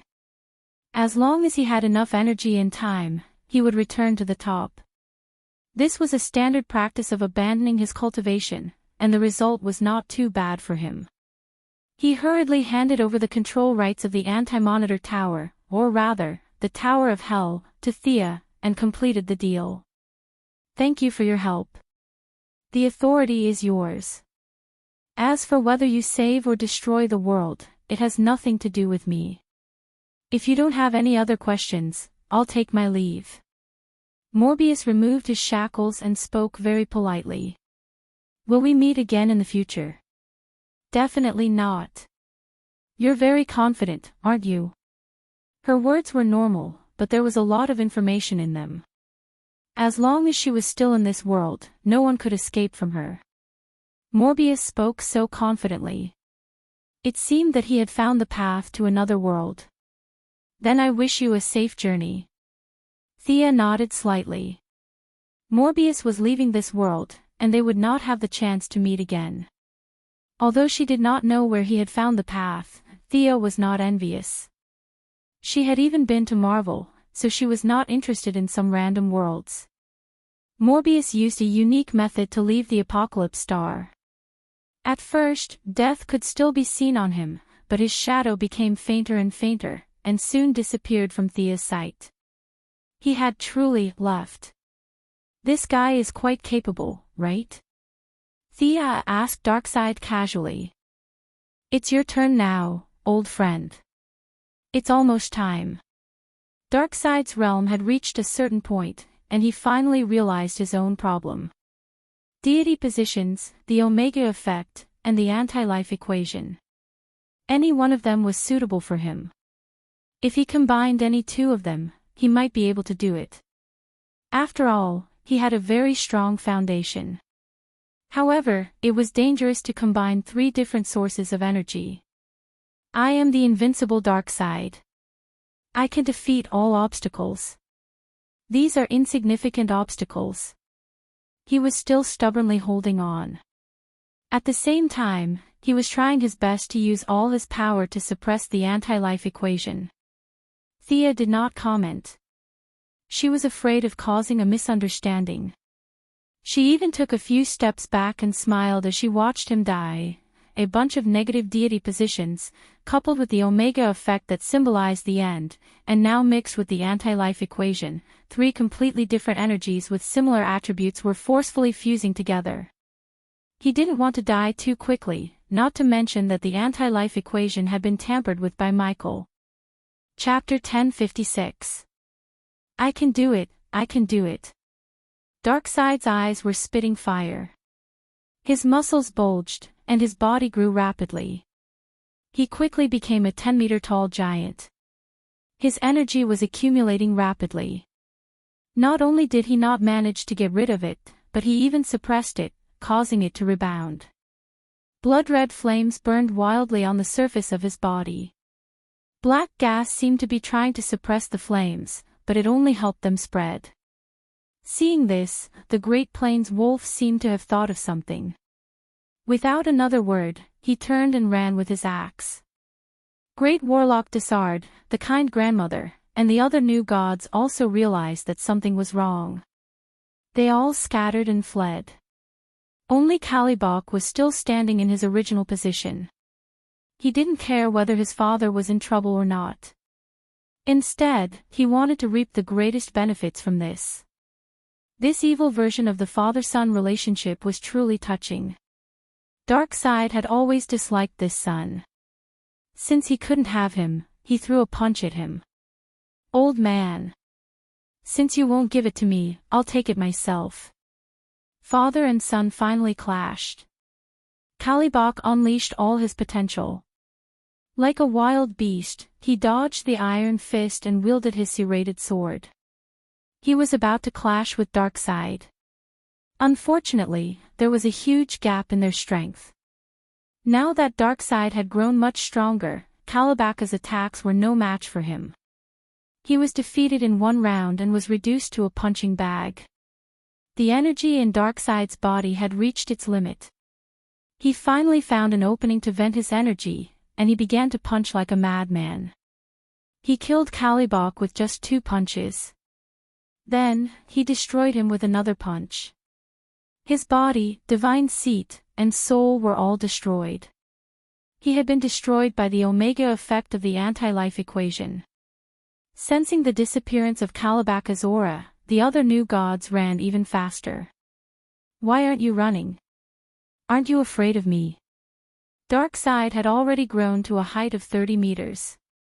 He asked Thea in a muffled voice. The young mistress looked up at him and frowned slightly. This guy was indeed powerful, and his foundation was solid. However, this was as far as he could go. The aura of death on Darkseid's face was extremely thick. He was using his will to save his life. Unfortunately, his time was up. Crack, crack, an almost imperceptible cracking sound came from the depths of Darkseid's soul. The sound grew louder and gradually spread to his mind, will, and body. Darkseid's chest completely split open, and a beam of light shot out from the front and back of his body. At first, there was only 1 beam, then 3, and finally a dozen. Each beam of light was about 1 meter in diameter and contained unfathomable energy. He opened his mouth to ask for help. At least he felt that Thea, who came from a higher dimension, could save him. But before he could say anything, he found that the world around him had become so strange. This was a world of black and white. There were only these 2 colors in the world. Theo looked at him without changing her expression, and he returned to his normal size. Out of the corner of his eye, he saw the 30-meter-tall giant overflowing with energy that was about to explode. He knew that it was also him.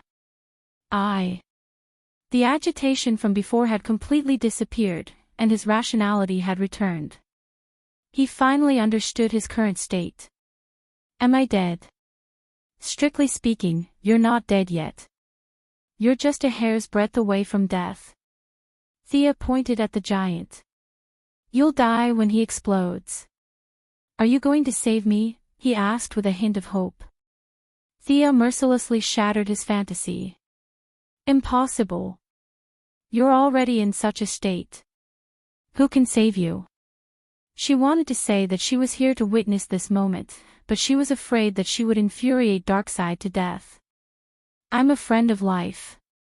Starting from you, I'll absorb enough death to officially carry out my duties.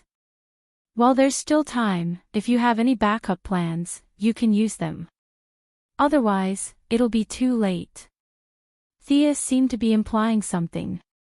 Darkseid gritted his teeth and clenched his fists. Unfortunately, he was only an illusion before his death here. He could not use any of his strength. Won't you stop me? Thea shook her head. You can do whatever you want. Whether you live or die has nothing to do with me. I only want to witness your death. I have to say that you're quite lucky. If I had completed the rules, you wouldn't have been able to escape so easily. After saying that, she closed her eyes and did not say anything else. The death of Darkseid, a top-tier god, was a huge matter to the multiverse.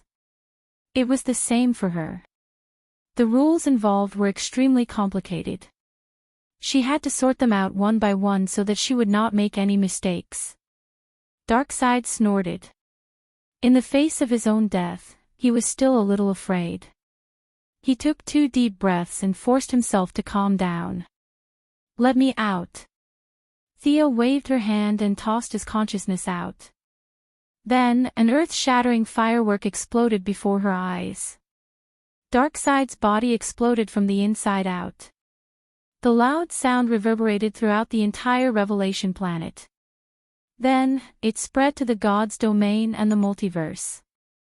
The violent energy blasted the palace away, and all the buildings within 50 kilometers were destroyed. The Revelation planet, which was already in a terrible state, was now in an even worse state. It was as if the entire planet would explode in the next second. The temperature instantly shot up to 80 degrees Celsius. It was only because the ordinary people here had a trace of divinity in their bodies. Otherwise, half of them would have died from the heat. Sia only took a quick glance and saw 30 volcanoes erupting violently. The entire planet was shrouded in the strong smell of sulfur. Earthquakes and hurricanes were wantonly sweeping through the ordinary people. Everyone was running for their lives. As for where did they run to? This planet was not a sacred place. They had no idea. They could only follow blindly. Darkseid's mountainous body collapsed to the ground. A crimson energy swirled around his chest. It was the anti-life equation. The equation wanted to escape, but it was suppressed by Thea. Even after being severely injured, Darkseid still had some instinctive will and vitality. If he was just a new god, he might be able to wake up after thousands of years. Unfortunately, the Omega effect negated this possibility. The power that belonged to the end of time prevented him from being resurrected through conventional means. The light in Darkseid's eyes gradually faded. This evil monarch who had dominated the multiverse for countless years was finally killed by his own greed and ambition. Darkness, evil, power, tyranny, and massacre were the foundation of Darkseid. At the same time, they were also one of the foundations of the world.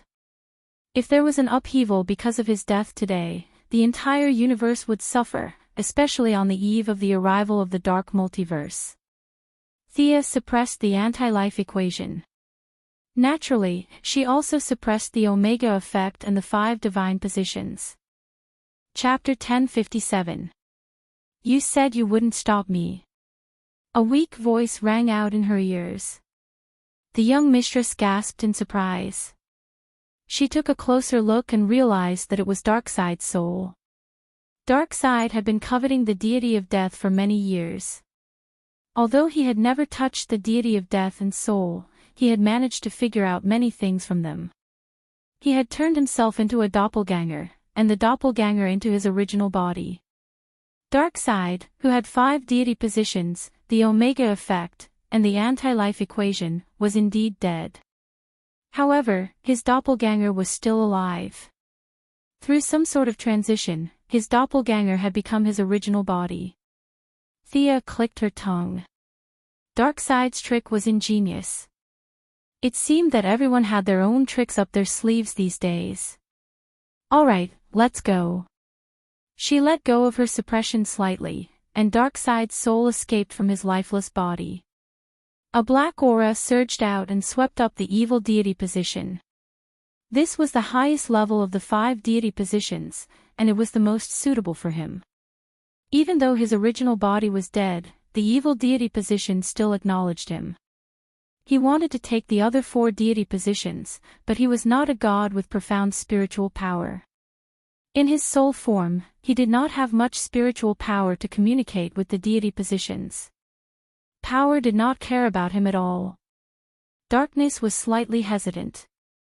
Massacre and tyranny were tempted, but they rejected him in the end. In the end, other than the evil deity position, he had snatched the other deities. They did not acknowledge him. Thea coughed. If you don't leave now, don't blame me for falling out with you. Helplessly, he turned into a black light and disappeared into the horizon. After his soul left, what little life force he had left was finally exhausted. The power of the deity position, the power of the Omega effect, and the anti-life equation were like wild horses, attacking her crazily. The multiverse was also shaken by this level of death.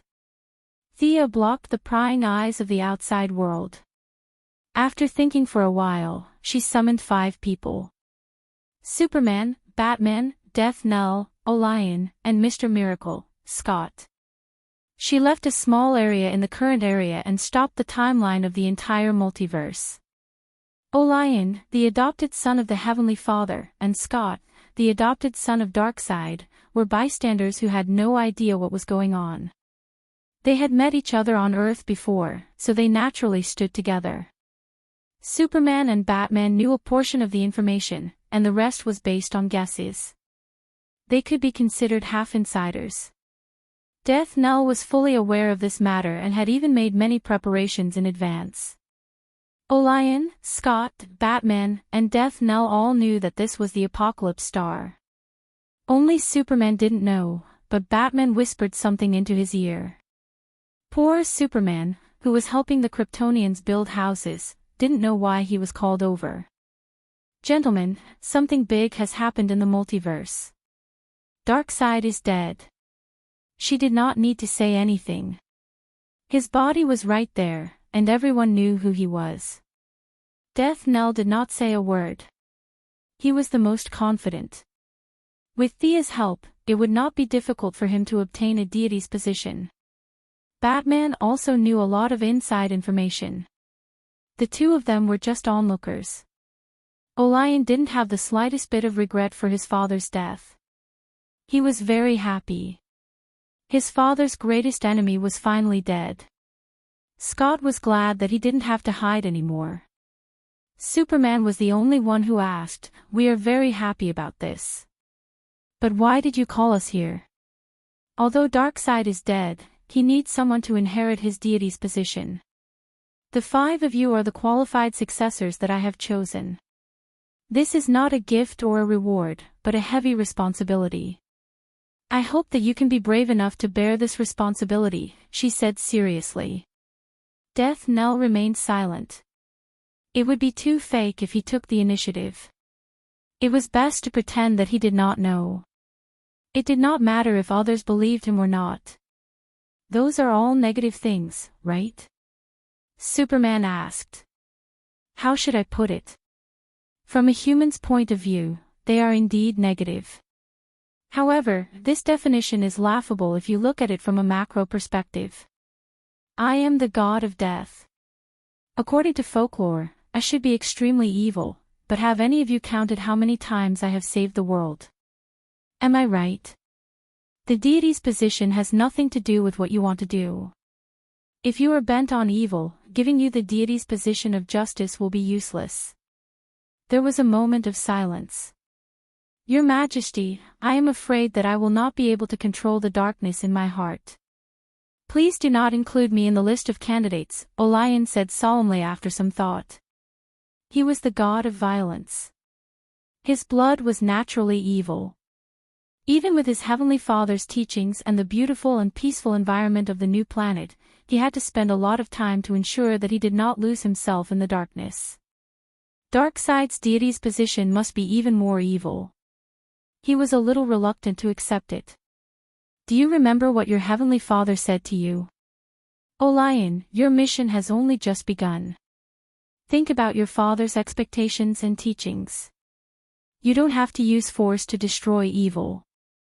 You can also be more flexible. If you can resolve the conflict, your Heavenly Father will be happy. In fact, from the bottom of her heart, Xianxia was not very convinced by these theories. It was just that when she was bored on the new planet of creation, she had flipped through many sayings of the Heavenly Father. This old man had actually thought of solving the conflict between the two sides through diplomacy. Now that she had raised the Heavenly Father's banner, Lion did not know what to say. After a while, he seemed to understand something. You mean, Xianxia nodded, indicating that it was as he had guessed. It is still too early to say.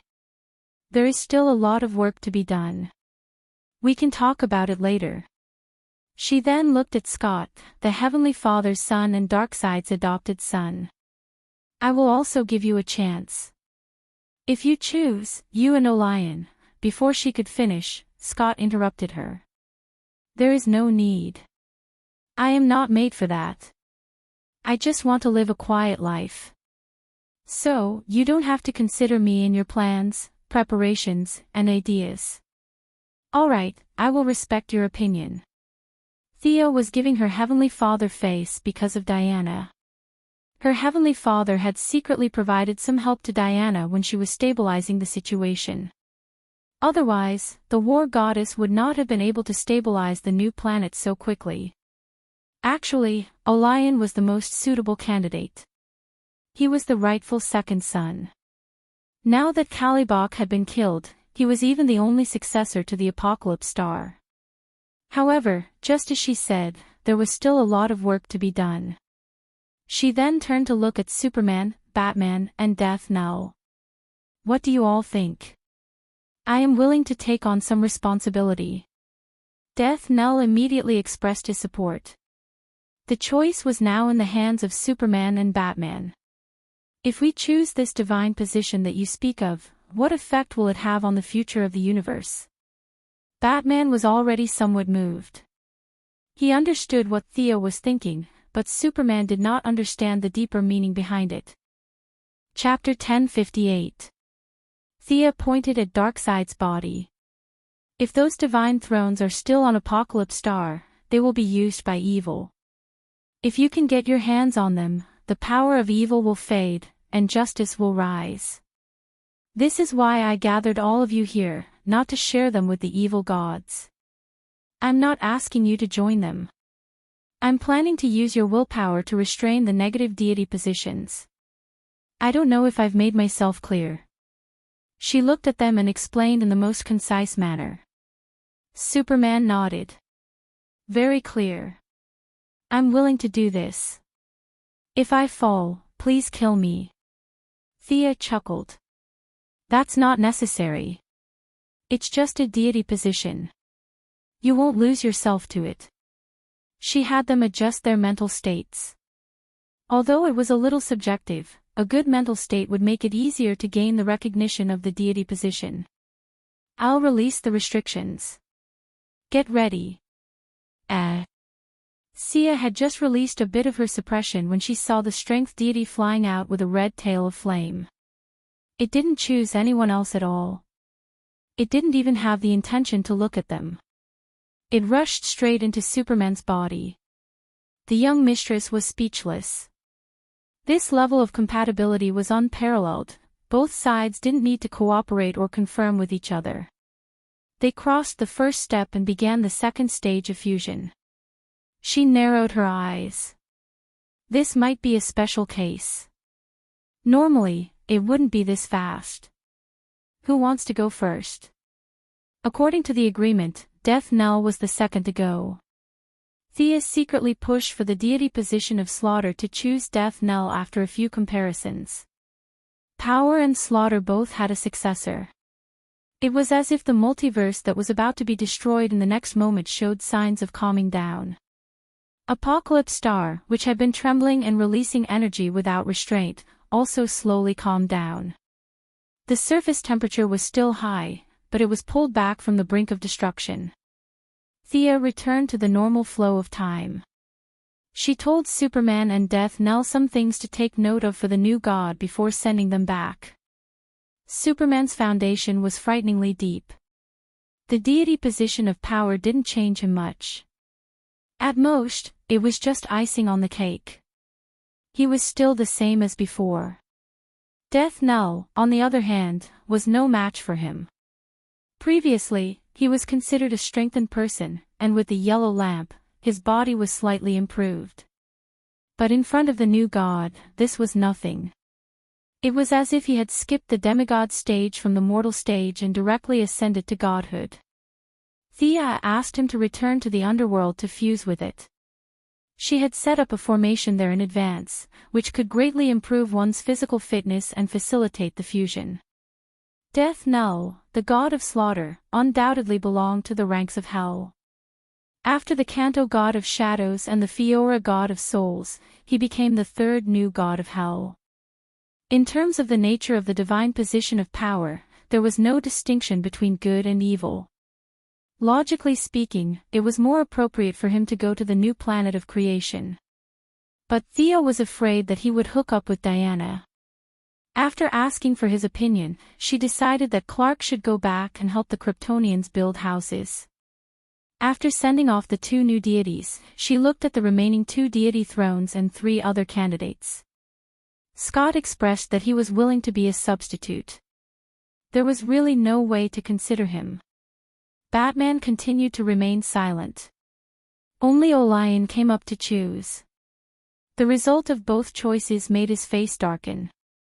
He already had the god of violence, and now tyranny had chosen him. Am I really destined to not be able to get rid of evil?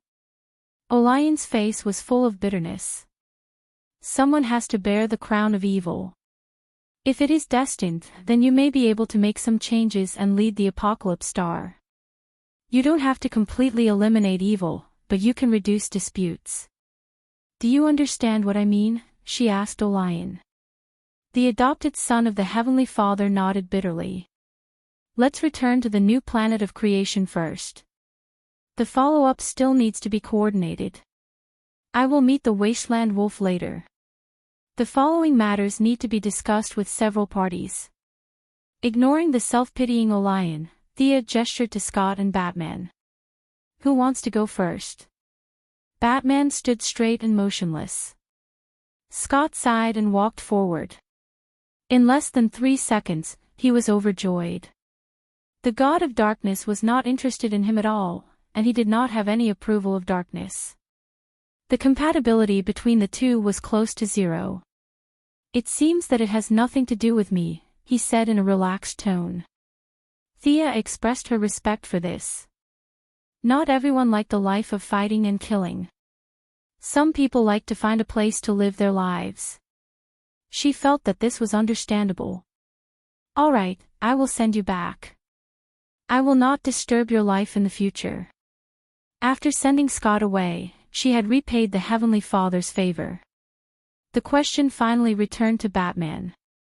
Do you really think that I should take this step? This is too heavy for me. This time, Thea did not mention the future or any duties. This was because Daniel had mentioned several times that the destruction of the nightmare was accelerating. She had to stop it at the source. Otherwise, the dark multiverse would invade. She changed the topic. Do you still remember our conversation when you came out of the time turbulence? Not knowing why she changed the topic so quickly, Batman still nodded. That matter is not over yet. In fact, it seems to be getting worse. You mean, our time flow is messed up? So you need me to be this new god and stabilize time? Thea scratched her head. Batman's imagination was quite realistic, it's more serious than that. Have you ever had nightmares? Batman's expression did not look too good. The nightmares have been following me since that alley. This is also the reason why I don't sleep much. The nightmare I'm talking about is a kind of manifestation. It's not the kind of dream that we talk about. It's a kind of existence that's more real and textured. They're born from the dreams of life. Things that are supposed to be impossible become reality there. You can understand it as countless evil parallel universes. Every different choice will create a world. But under the premise of nightmares, it will automatically choose the worst to form. Batman took off his mask. No one on Apocalypse Star knew him anyway. Even if they did, they would not go to Gotham to reveal his true identity. You mean, it's all because of me? Thea nodded. The Omega effect has lost its effect on you. It has changed some of the laws of the universe. The darkness in the deepest part of the universe took advantage of this and used you as a model. The darkness has started to spread with you as the reference, and it's getting faster and faster. What's there? Or should I say, where is it? Batman was very eager to know the answer. Everything. Everything that is usually suppressed under our rationality. Things that we would think about but would never do. These things are gathered together through nightmares. They are automatically generated on the other side of the universe. That's a little off topic. Come on, Bruce. See if the dark divinity is suitable for you. Thea gestured for Batman to come forward. Chapter 1059. He stood beside Darkseid's corpse as if he was on his way to the execution ground. 1 minute, 3 minutes, 10 minutes passed, and nothing happened. I guess I'm more suited to be a normal person. He laughed at himself. Thea was in disbelief. She examined it carefully and used her spirit power to comb through the various rules. She should not have made a mistake. Batman seemed to be a good fit for the dark divinity, at least more so than the knowledge divinity in the original timeline. But why was there no reaction from the divinity? If she wasted so much time talking and it turned out to be nothing, that would be awkward. The rule lines were complete, and the divinity was intact. Batman's talents were also suitable. Thea herself was one of the best in the world. It was impossible for someone of a higher level to interfere with the inheritance of the dark divinity. Thea was dumbfounded. She had not felt so awkward in a long time. Batman was staring at her. I've found the problem. Fortunately, her level was high enough that she quickly found the root of the problem. The Omega effect was suppressing the dark divinity. It seemed like it needed Batman more urgently. Was it because Batman still had part of the Omega effect in his soul? Before Darkseid was resurrected, Thea could not be sure if the powers of the same origin were attracting each other. At that moment, an image appeared in his mind of Superman and Batman, two cute versions of themselves, shooting daggers at each other. That would definitely be a beautiful scene. However, this guy who appeared out of nowhere messed up her plan. Originally, she only needed to obtain the divinity. She could use that instant of darkness connection to sever the other one. This plan of hers was very mature and easy to execute. Now, she had to change the steps. Do you still remember Darkseid's Omega Ray? Oh, right, you've studied it before. The ray you studied back then was only a part of the whole. This thing I call the Omega effect is more optimistic about you. Here's the problem. Other than the divinity, you'll also get a new ability. If you meet bad guys in the future and don't want to kill them, you can throw them into the time stream. Thea was stuck. In essence, this was worse than killing people. Pretend I didn't say the last sentence. What do you think? Batman looked around. This place makes me very uncomfortable. Can we go back and talk? Or do we have to carry this guy's body? He asked, pointing at Darkseid's body. Thea nodded. It didn't matter to her now. Since Batman felt uncomfortable, she didn't care. Her fingers quickly drew 3 dotted lines. The anti-life equation was the first to be picked out. At present, no one in this world was suitable for it. She flicked her middle finger at the equation and threw it directly back to the wall of origin to wait for the fated one. I'll be back. Theo led Batman back to his cave as the wasteland wolf trembled in fear. Miss Thea, long time no see. The old butler was as friendly as ever. When no one was looking, Thea used the white lamp to inject a trace of life into the old butler. It was difficult to live for another 500 years, but it was easy for him to live for 100 years. The old butler only felt that something had changed in his body, but he didn't know what it was. Thea gave him a friendly smile, and the old butler nodded slightly to express his gratitude. Seeing that they were about to talk, the old butler poured a cup of coffee for each of them and left with a smile. What is this Omega effect? Batman asked after the old butler left for a long time. The Omega effect is what we call it. Although I know the correct name for it, it can't be described in the current language. The meaning is the Greek letter omega, which symbolizes the end of everything. Theo was hinting at something. Think about it. If you become a god, your family will also benefit. You will also have more power to protect the world, and not just limited to Gotham. How do I do that? The dark divinity is easy, but the Omega effect favors you more. But you're not Clark, you're just a normal person. Once you come into contact with that power, you'll be thrown into time turbulence. I've come up with a plan. To gain the recognition of the Omega effect, you need a power that ends everything. To put it simply, you're going to be a sacrifice. Thea's words were shocking. However, Batman wasn't too surprised. He knew that Thea didn't mean for him to commit suicide. He waited patiently for her to continue. I'm not sure how Darkseid obtained the Omega effect, but if you want to be recognized, you have to make a sacrifice, and this sacrifice can only be you. Everything started because of you, and it will end because of you. Batman began to wonder if he should cut off a finger or a kidney. After knowing Thea and Diana for so many years, he had done a lot of research on gods. All injuries could be healed.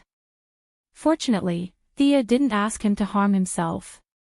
I want you to face a nightmare. It's a nightmare that belongs to you alone. Only you can deal with this guy, so he's going to be a sacrifice. Sure, when do we go? Batman was duty-bound to fight evil. Get ready. I'll set up the teleportation channel. See you tomorrow. After saying that, she ran to meet her cheap brother, Daniel. The next day, near the evening, a large crowd gathered in the Bat Cave. Almost everyone in the Bat family was there. Four Robins, 2 Batgirls, the retired Batwoman, Batwing, and Catwoman, who was still friends even after they broke up. They were all in their combat suits, waiting as if they were facing a great enemy. Batman didn't want too many people involved in his affairs, but the old butler had informed a few of them. No matter what they thought of Bruce before, they were all here to help, even if they had to die in battle. Thea was shocked when she came over. Why were there so many people? Daniel, who came with her, was even more panicked. He had been forced to work overtime by Miss Heartless all night. Finally, he managed to cut out a small piece of the original mess of a nightmare and used it as the venue for today's event. However, he didn't expect so many people to be present. He was afraid that it was part of his sleeping demon trial. He hurriedly explained to Thea, "Are all these people going in? I don't think I prepared such a big passage." Thea was still maintaining her sister posture. She gave him a look that said, "Don't panic. It's not a big problem." At the same time, Batman was also looking at her. His eyes were asking, "Who's this good-looking guy beside you?" "This is Daniel, my future brother." The Endless Family was an extremely secretive organization. They shouldn't stand in front of the public, especially not in front of ordinary people. Therefore, she had a headache about how to introduce them. She could only give a vague explanation. Chapter 1060. Everyone was shocked. Future younger brother. They automatically imagined that Moira would give birth to another child in the future. Especially Daniel, who looked a little anxious. He seemed to be a few decades older than Thea. This future seemed to be very far away. Thea did not know if she should say this in front of so many people. If too many people knew about this secret, it would not be a secret anymore. Batman was also helpless. A group of people wanted to accompany him to the depths of hell. He really could not refuse. I'm really sorry. It's my fault. The old butler admitted his mistake very frankly. Thea had always respected the old and loved the young. Naturally, she would not do anything to the old butler. It's not that I want to hide it from everyone. This matter can only be done by Bruce. This is a nightmare that belongs solely to him, Thea explained. Then can't we just provide help and let him finish the job in the end? Only Damien could speak to the young lady so familiarly. Thea retorted in annoyance, do you think this is a game? The last hit will give 30% of the experience, right? You're addicted to it. Bruce can only face it himself. This is not a private matter. If he wins, then the universe under our feet will have the initiative. If he loses, the consequences of losing were self-evident. Can't we bring even one helper? Barbara asked. I'm not sure how much you know, but I'll say it again. Bruce is going to deal with a dark version of himself. The same experience, the same wisdom. That dark version of Bruce knows all of you. Forgive me for being blunt, but do you really think that you can help and not cause some kind of hindrance? Won't the enemy turn around and use you as a trump card against Bruce? Thea's words were very straightforward. They were not angry. Even if they had been independent for a long time, they did not think that they had surpassed their mentor. Moreover, the more they chased, the more they realized the gap between them. What characteristics does this dark version of me have? Batman asked. He's a complete copy of you. Starting from that small alley to the Union of Assassins, and the series of activities after that, he's exactly the same as you. Until a certain critical juncture, he made an extreme decision, which caused the difference between the two of you, and it only grew bigger and bigger. Batman was also a little confused. There seemed to be a lot of choices, and he didn't know which one to choose. In any case, it's not a fair competition. I'll give you a hint. You can go with the one that you've locked up in the deepest part of the Bat Cave. He has something to do with this, so he can face this nightmare with you. Her hint might seem obscure to outsiders, such as Daniel, who did not understand. However, everyone in the room was an insider, and they only needed to think for a moment to understand what she was referring to. Nightwing was furious. Bruce, you actually locked him up in the Bat Cave again. Have you forgotten the lesson from last time? The rest of the people were also bewildered, fearful, resentful, and so on. Batman faced all the doubts with silence. He turned to Thea and asked, do we have to bring him along? You know very well that he's the only one in this world who can defeat Batman. If you go alone, you'll be sending yourself to your death. Thea spoke as if it was a matter of course. Anyway, I've already told you my suggestion. Let Daniel take you there. I still have to discuss the matter of the Apocalypse Star. I only hope that you remember that this is not your problem alone, but represents the entire multiverse. Any decision you make will affect the future and the present. The young mistress waved her hand. Daniel is more familiar with that place than I am. If you have any questions, ask him. I'm going to discuss some things with Diana. After saying that, she ran off in a hurry. Although she said that she was going to the new creator planet to discuss things, no one knew how to draw the line between public and private. It was really hard to say whether she would take the opportunity to do something private. Batman looked at Daniel speechlessly, and Daniel looked back at him with the same expression. He rejected everyone's offer to follow him and led Daniel deeper into the cave. At first, it was very quiet. As they walked, Batman suddenly asked, "Who is she to you?" "Do you mean Death?" "She's my guide," Daniel answered straightforwardly. "Then what's with the little brother?" "Maybe we're a kind of brother and sister of a higher level." Batman muttered the word, "death," and his consciousness went into a trance. He felt that Thea seemed to be looking at him from afar. "Do you wish to have a sister like her?" Daniel seemed to understand what he meant. He lowered his head and chuckled. Halfway through, he heard a soft snort in his mind. He quickly changed his words. "Of course I do. It would be my honor." Batman looked at him in disdain and stopped asking him for information. After circling around a few times, they arrived in front of a cell. The cell was made of pure metal. The back of 3 of the walls was made of mountain rocks. Only the front of the cell had a thick metal door. "You have supernatural powers too, right? If I let him out, will you be able to control the situation if something unexpected happens?" Daniel, who was now a universe-level individual, looked inside the cell and frowned. "So this is the guy. I can do it." Batman entered a complicated password into the control panel on the wall. After that, he did a blood test and pupil test, as well as 3 private questions. Finally, the cell door creaked open slowly. "Stinky Bat. Your actions today are a little beyond my expectations." "Ha ha ha ha," the clown, who was wearing a purple suit, was sitting in the cell with a pale face.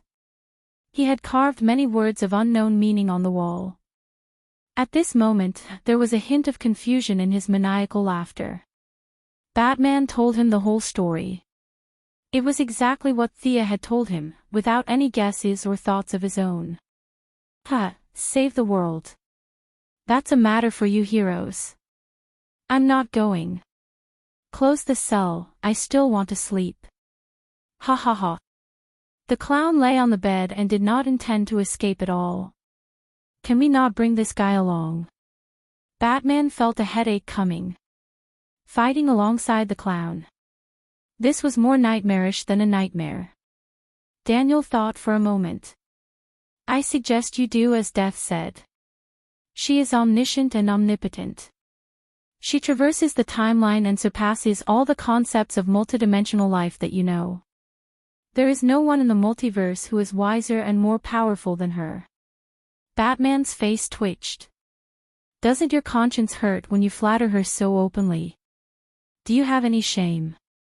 Silently labeling this guy as a bootlicker, Batman pointed at the clown and asked Daniel, "Isn't that my nightmare? Why do we have to bring him along? Does Thea mean that we have to deal with 2 enemies at the same time?" Chapter 1061. Daniel thought for a while before pointing at the clown and said, "Analyzing the characteristics of the soul is actually 1. I don't know much about the soul, that's the domain of Death. I can only see part of it through the dream. The guy you need to deal with isn't as rational and easy to communicate with as you. In my opinion, he's crazy, but he's a little like him." Batman and the clown were stunned. The clown might look crazy, but he had the fastest reaction. A stinky bat that has the clown's way of doing things. Ha ha, he laughed heartily, and the more he thought about it, the happier he became. He clenched his fists and smashed them against the wall. In the end, he laughed until he was out of breath and rolled on the ground. "I want to see it, you must bring me to see it." A crazy bat. So this is my nightmare. Batman instantly understood Thea's purpose. He originally thought that he needed to deal with a high-tech version or a Kryptonian version. When Thea asked him to bring the clown along, he understood most of it. Now that he learned the truth from Daniel, he completely understood. Was he crazy in that world, crazier than the clown? Or was he as crazy as the clown? That was not important. Batman only knew that he needed to solve this nightmare himself. Whether it was based on the rules that Thea mentioned or his own life's creed, he had to defeat this crazy bat. He grabbed the clown who was laughing on the ground and turned to Daniel. "I'm ready, send me there." Daniel saw that the clown did not look like he was ready, but he did not say anything. He pulled open the dreamscape and started searching according to a certain pattern. Soon, he found the deepest black line with the most connections. Using his ability, he separated 2 branches from the black line and handed them to Batman. "Grab it, it will bring you to the dark multiverse. It's the heaviest darkness there. There's no hope, no redemption, and no luck. Everything you do will end up in the worst possible outcome. You must be mentally prepared." Batman grabbed the black line without hesitation. The clown grabbed the other one while laughing maniacally. The drag caught them off guard. Just as the 2 of them grabbed onto the black thread, they felt a strong force hooking onto their collars, and they were abruptly sucked into the darkness on the other side. Moving at high speed in the dark tunnel, Batman was silent while the Joker was extremely happy. His maniacal laughter hurt Batman's eardrums. He resisted the urge to kill the guy beside him several times. He knew that yelling at the clown to shut up was pointless. No one could make the clown shut up, so he could only listen helplessly. Fortunately, the passage wasn't long. After Batman's heart beat 45 times, they squeezed out of an extremely narrow space. Or perhaps it was more appropriate to throw it out. Batman stood on the ground and observed his surroundings. His gaze swept across the dilapidated buildings. He was trying his best to gather information. The clown, on the other hand, shook his head comically as he looked around. Batman didn't intend to hand over the weapon to the clown. The guy didn't actually have any proper weapons. He quickly picked up something that looked like a crowbar from the ground and swung it around. It was a little heavy, but it was passable. The 2 of them looked at each other. Batman felt a headache coming on. This guy wasn't Robin, he wouldn't listen to his orders. The best way for them to work together was to not work together. "Let's do our own thing. Let's hope that Thea is really as accurate as that bootlicker said," they both snorted. One of them went east, and the other went west. However, one of them was careful as he bent down and moved stealthily, while the other swaggered as if he was afraid that others couldn't see him.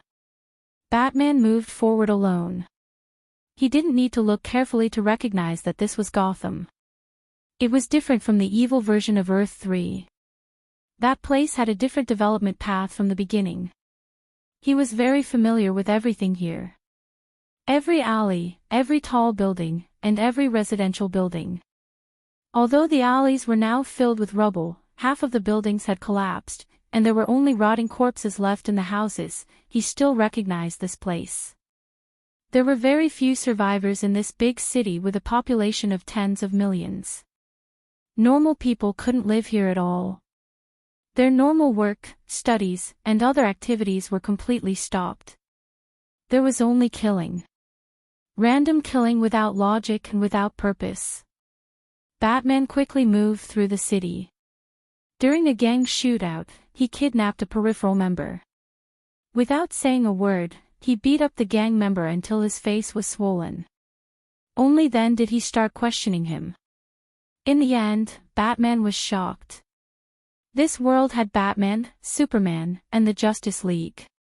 Even the previous development path was similar to their world. The only thing missing was the omniscient and omnipotent character like Mississippi. The other aspects were completely different from the main world. If everything was normal, it should have been a very beautiful world. Unfortunately, one day, there was a drastic change. The Batman of this world couldn't take it anymore. He killed the Joker. The Joker's poisonous gas before he died infected Batman, causing him to completely transform into a madman who had lost all reason. After that, he killed Nightwing, Batgirl, Red Robin, and wiped out the Justice League. In the end, he called himself the Laughing Bat and wanted to use laughter to liberate this world. The original beauty was completely destroyed because of a single thought. In the end, it slipped into the abyss. Batman knocked out the gang member and ran deep into the city. For 3 consecutive days, he searched for the Laughing Bat's whereabouts. The Laughing Bat's whereabouts were unpredictable. Not many people had seen him, but his terrifying legend had been circulating in the local news. Batman ate some compressed food while taking out a map to analyze the Laughing Bat's movements. This was a freak who had the same life experience as him and the Joker's personality. He couldn't be judged by common sense. Batman's operation a day ago was almost discovered. The Joker's IQ didn't decrease after inhaling the Joker's poisonous gas. Instead, his rationality was mixed with madness. Everything was so unpredictable. After finishing the food in a few bites, Batman cleaned up the scene and headed to the next suspicious location. As for whether the Joker ate well or slept well for the past 3 days, he didn't care. The Joker was like a fish in water here. There was no need to worry at all. On the 15th day of entering this dark world, Batman finally saw the information of his good friend the Joker. This guy had gathered a large group of gang members and headed to Wayne's old house. After smashing and robbing, they set fire to the old house. Then, they went to the ruined Gotham police station. Legend had it that this was the Laughing Bat's favorite place to hang out. Batman hid inside a tall building and used binoculars to observe the police station not far away. The Joker didn't participate in this operation. He rallied all the gang members and then went into hiding to observe everything.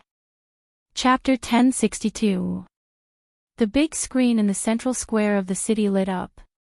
At the same time, all the players that could receive the signal automatically switched to the same channel. Ha, ha, now let's play a game, me and this. The clown was still dressed as usual. He was in a purple suit and bright lips. He scratched his head as if he couldn't figure out what to call the Laughing Bat. This Batman is even more ridiculous. Gotham is mine, and you're just a clumsy imitation. Remember my words. The clown was still blabbering on, but Batman had already found the Laughing Bat's tracks. The TV station was just a smokescreen. Wayne's old mansion, Gotham police station were all traps. It was just a matter of who couldn't resist jumping into them first. The 3 people with the same high IQ didn't take the bait. He didn't know what the clown was doing, but through some clues, Batman had already found the enemy's tracks. Like a black ghost, he quickly moved through the ruins of the city and quickly found his target.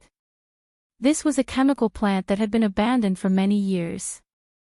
There was not a single light in the middle of the night. Compared to the chaos in the city center, this place was as silent as a tomb. Batman found 5 security devices around the perimeter. There were almost no blind spots between them, but he still carefully went around them. The chemical plant occupied a large area, so he had to speed up. Judging from the traces on the ground, the clown might have already broken into it. Batman was afraid that the clown would defeat the Laughing Bat, his nightmare. If this happened, not only would it affect the matter of the Divine Throne, it would also shake Batman's confidence. If insanity defeated rationality, then the creed that he had held onto for so many years would be meaningless. This was something that Batman didn't want to see.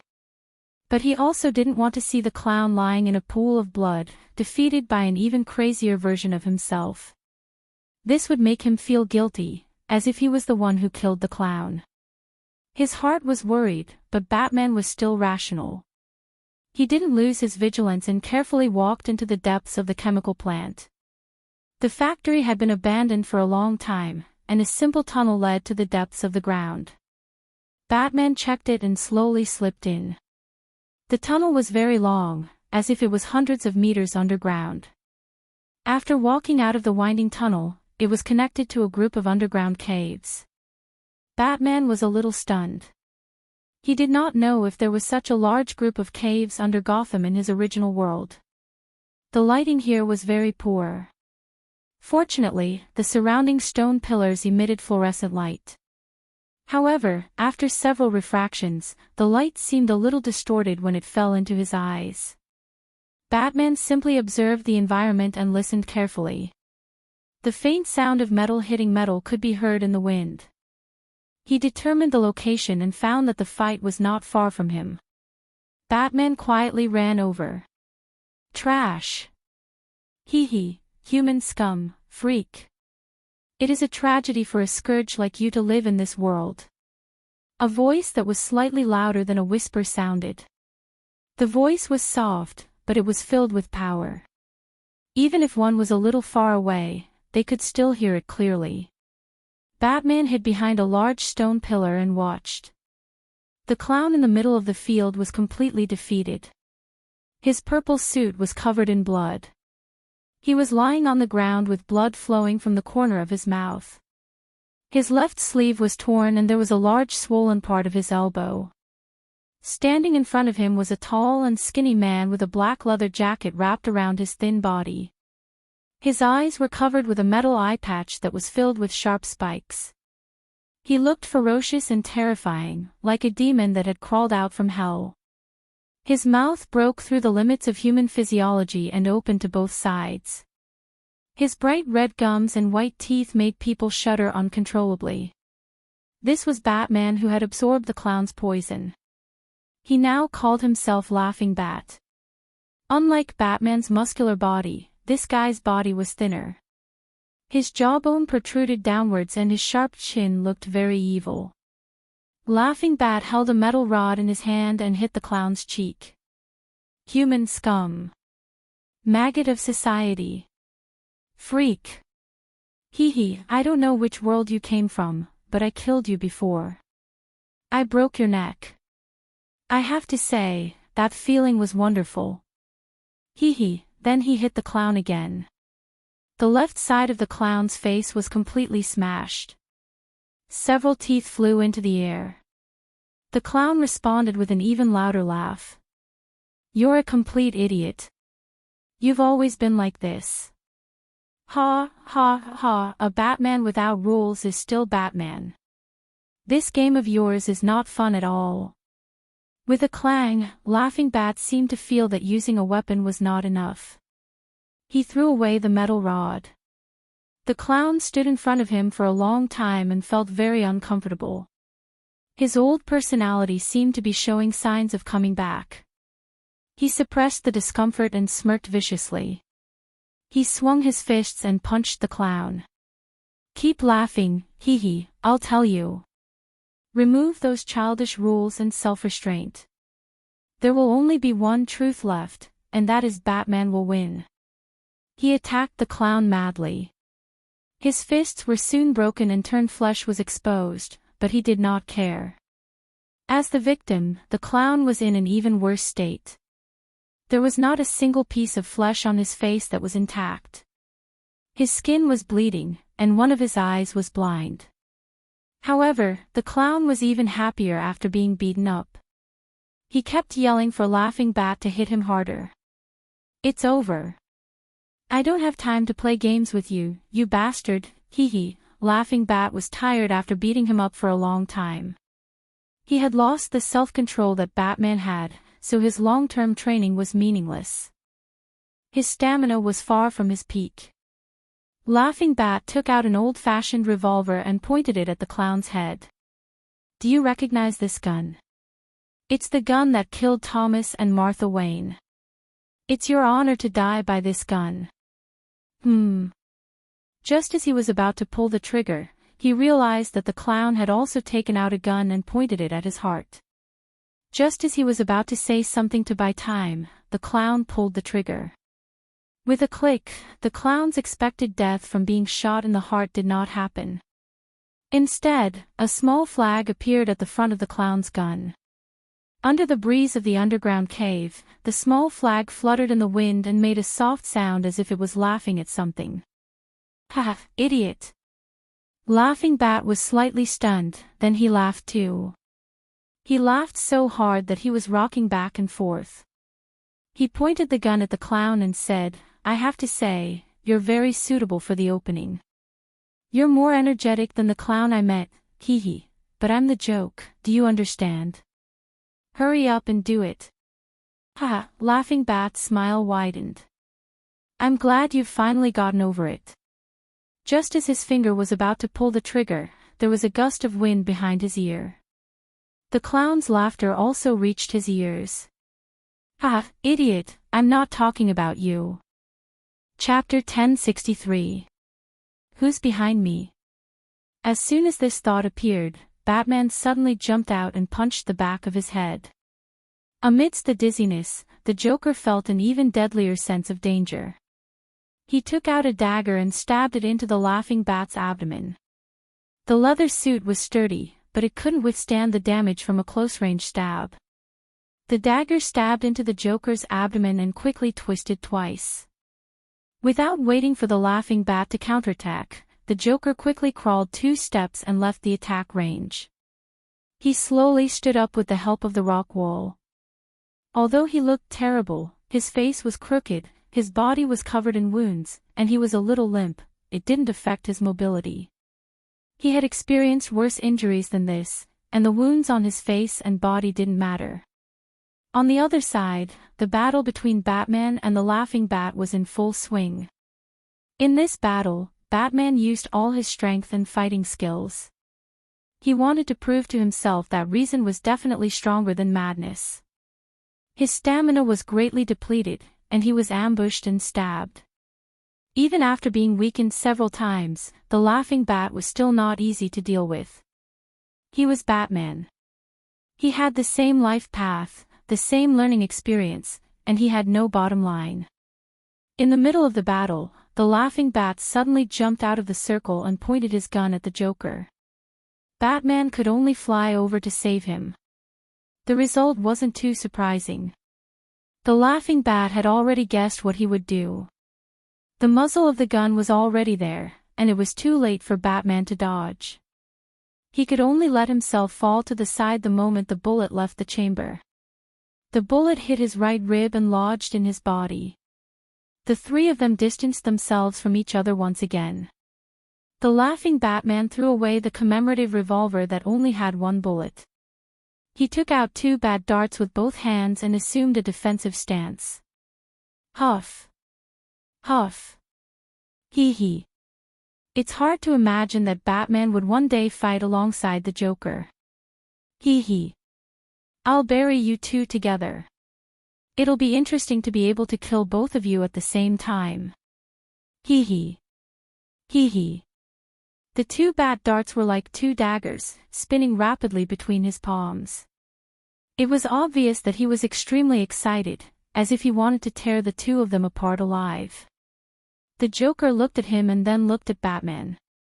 He seemed to be comparing which one was more pleasing to the eye. What a 3-way match. Is Batman forming a team? Batman was silent for a moment, his eyes cold. I'll hit his leg. The clown could not stop laughing. His pale face was filled with madness. He also took out a dagger. I'm going to slash his face. The 2 of them, one on the left and one on the right, even if it was their first time working together, or perhaps their last time working together, it had to be said that the 2 of them had great chemistry. The Joker was the most aggressive. Although he looked crazy, he was able to occasionally defeat Batman in one-on-one duels. This meant that his close combat skills were not low. He just did not like to use them. According to him, it wasn't that you defeated me, but that I didn't want to play anymore. Now that he was fighting side by side with Batman, he had to admit that he liked this game very much. It was as if there were springs under his feet. His dagger moved up and down, causing the laughing Bat to be flustered. Batman saw an opening and punched his enemy in the chest.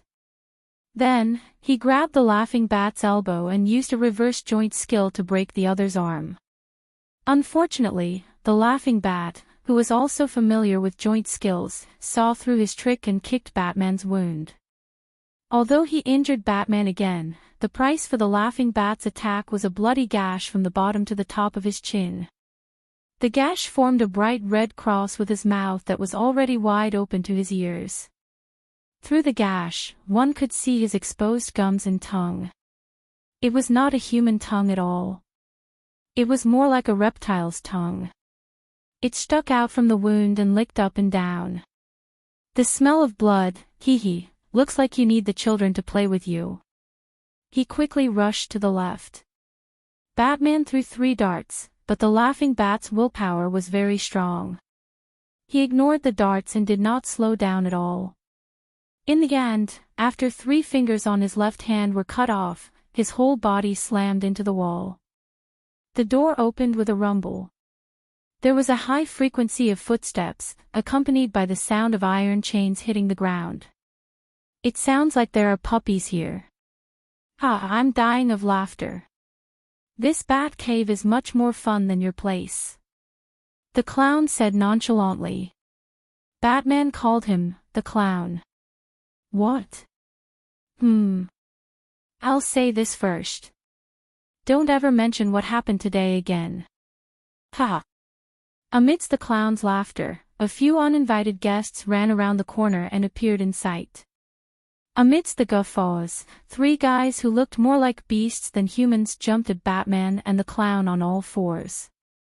They were wearing the same clothes as the Robins, red vests, green gloves, and yellow capes. They also had an R symbol on their chest. However, they were now like rabid dogs, pouncing at the 2, especially Batman. Go and catch up with your good sons. I cloned them using their genes. Hee, you must like them. Look at how excited you are. It suits your taste, doesn't it?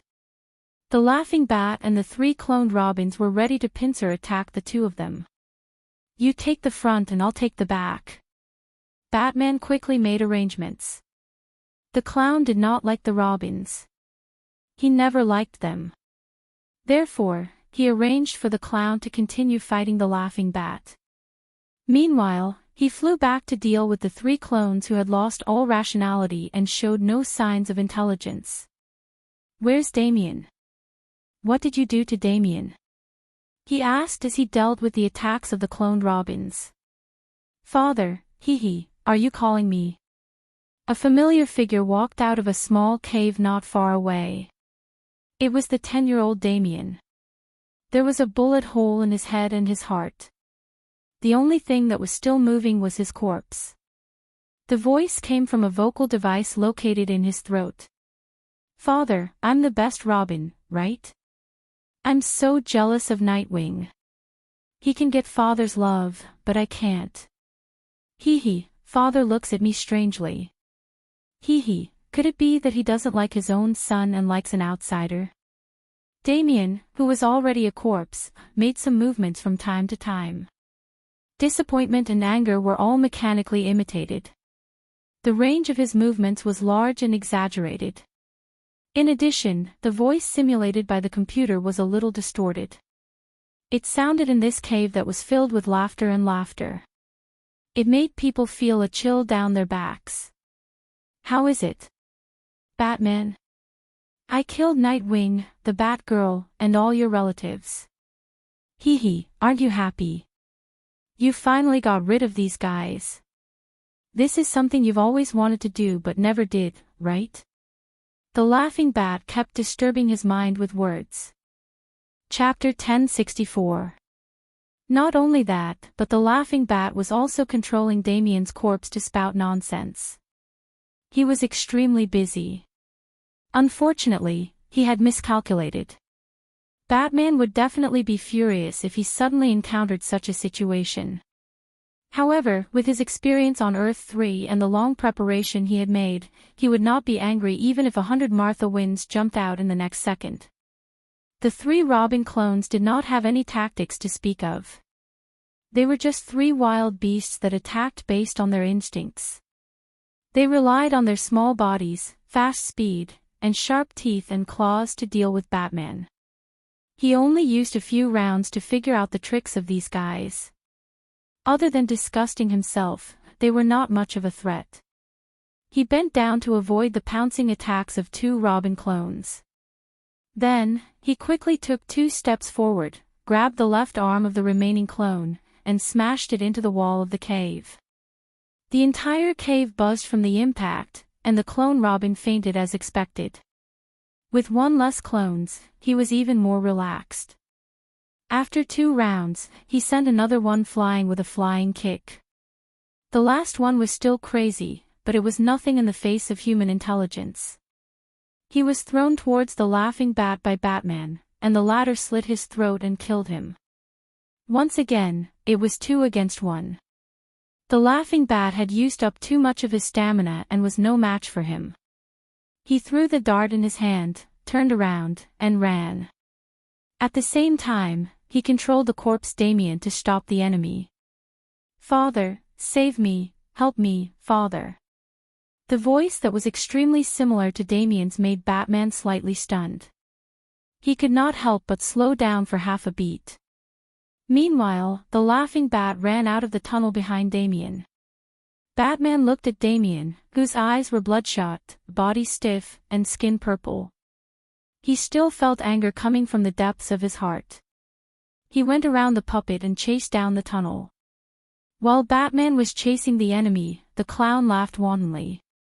Then, he ran towards the tunnel on the other side without looking back. Batman pretended that he did not see it. To him, the laughing bat was the biggest threat. He could catch the clown later. Moreover, after many interdimensional battles, he knew very well that there was no way to return to this place without supernatural power. No matter how smart the clown was, he would not be able to create a teleportation spell. If he wanted to stay in this crazy world, it was not impossible. Due to his strict training, Han Fei's stamina was much better than the laughing bat's. Before they even entered the building, Han Fei had already caught up to them. "Stop right there." With a flying pounce, he knocked down the laughing bat. After that, he gave the bat 2 more punches and grabbed the metal blindfold on the bat's face with both hands. Together with the blindfold, he pulled off the bat's helmet. The cackling bat under the mask barely looked human. Where its eyes should have been, even its eye sockets had disappeared. Its eyelids were sewn shut with a thin thread, as if it was born without eyes. Batman was disgusted and punched him twice more in the face. The other party's laughter did not disappear. Instead, it became even louder. "Hee hee. You won't kill me. Although it's hard for you to hold on, your bottom line is still there. If you let me go, I will kill your son, your family, your friends, and everyone you care about. Hee hee, you and I both know this, but what are you going to do about it? Do you dare to kill me?" The laughing bat's figure overlapped with the clown that Han Fei had caught countless times. However, the clown was just playing a game. Everything in the eyes of the clown was just a game. The laughing bat was different. He was vicious and hated everything about Batman. He wanted to destroy Batman and turn him into himself. Batman raised his fist high as if he was weighing something. The laughing bat had completely given up on resisting. In order to force him to make a choice, it even threw its 2 bat darts far away. It was completely defenseless. It looked up at him with its blank face, and the corners of its mouth were even wider. Think about your loved ones. They will die because of your weakness. Come and kill me, come on. Your son is lying in a pool of blood. All of this could have been avoided because you let me go. Do you hear the cries of the citizens of Gotham? Come on. Come and kill me. At the last moment, Bruce's intelligence gained the upper hand. He stopped laughing, but his words touched Batman's heart even more. Just as he was thinking about Batman's dilemma, he was hit by a huge fist and fainted. Batman made sure that he was completely unconscious before standing up. How sad. Maybe one day I won't be able to hold my bottom line, but not today. After that, he took a few deep breaths before speaking to the air around him. Are you guys still here? Daniel's figure appeared.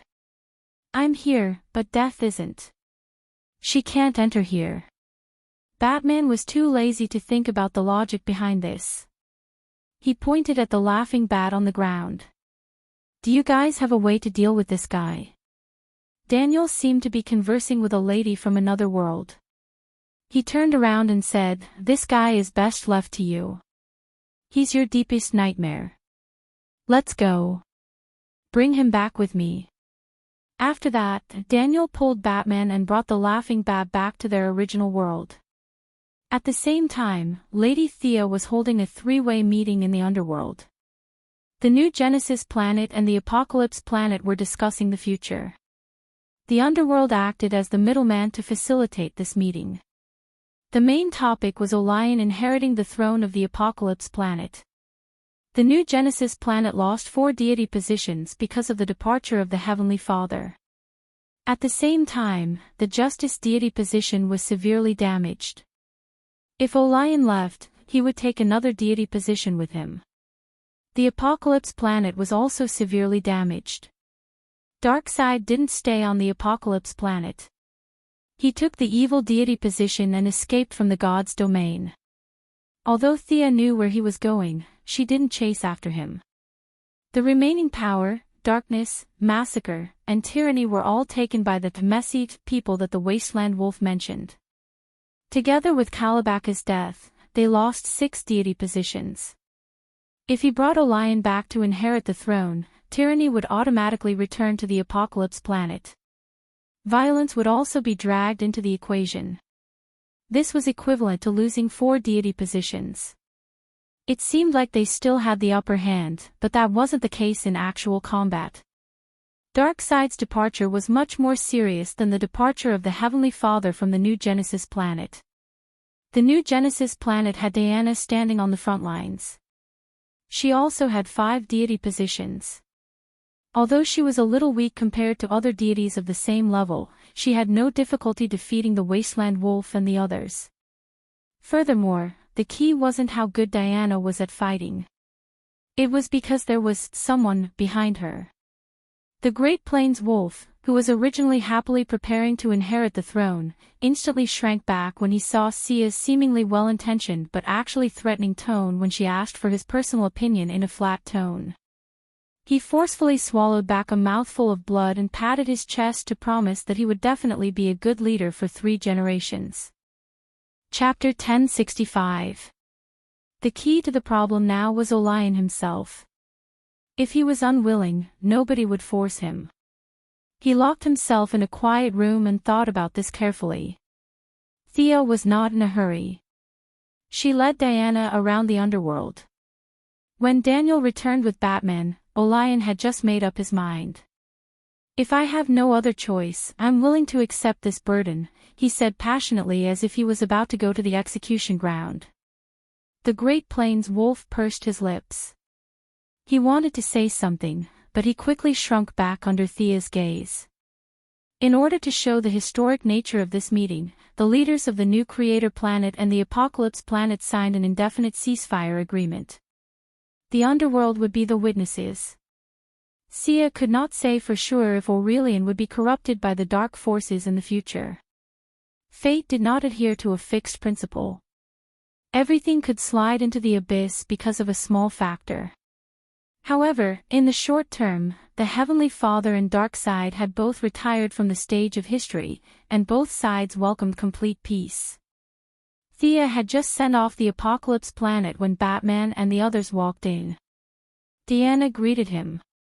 Ever since she became the God King in the new Creator planet, she had not seen her Earth companions for a long time. This was the first time she saw the laughing bat.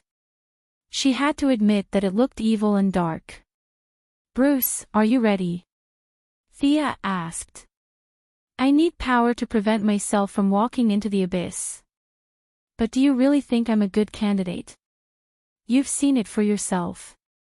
He's me." He pointed at the laughing bat on the ground. "Do you remember the other world we've been to? There's a famous saying there. The greater the power, the greater the responsibility.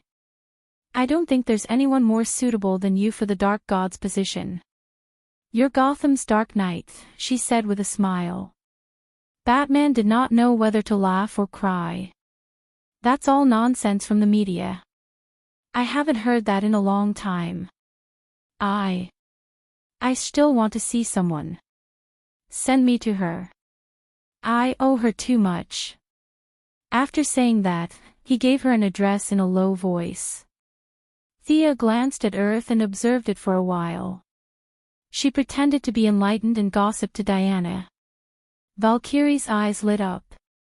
The young mistress laughed maniacally. Betting the bat on her was absolutely safe. You should go and deal with your own private affairs first. After finding the target, he activated the teleportation and sent Batman back to Gotham. Batman's clothes were tattered, his abdomen was bleeding, and he refused to receive treatment no matter what. The teleportation was very precise. They were on the top floor of a tall building, and the building not far away was Gotham Art Gallery. However, this was not the main point. The main point was that there was a certain someone standing on the top floor with a pair of binoculars, observing the security guards of the gallery. Catwoman, who had come out to scout the area tonight, was startled by the sudden appearance of a living person beside her. When she saw that it was Batman, she breathed a sigh of relief. However, she, who was known for her sharp eyes, still saw Batman's injuries. Are you okay? You've been gone for so many days. Did you just come back? She was the same when Batman and Daniel left. However, the two of them had already broken up, so she did not say much in front of a bunch of juniors. Catwoman could not understand why Batman, who was in such a pitiful state, came here to look for her. Was he here to educate her again? She cleared her throat. Don't tell me he's here to lecture me again. Let me help you back to treat your injuries first. Thea, who was hiding in the underworld and secretly observing, twitched her mouth. Batman's dozens of psychological classics were not for nothing. His pitiful act was superb. Batman's next sentence stunned Catwoman. He used the way he addressed her when they were alone. Kitten. Bat. Catwoman replied casually.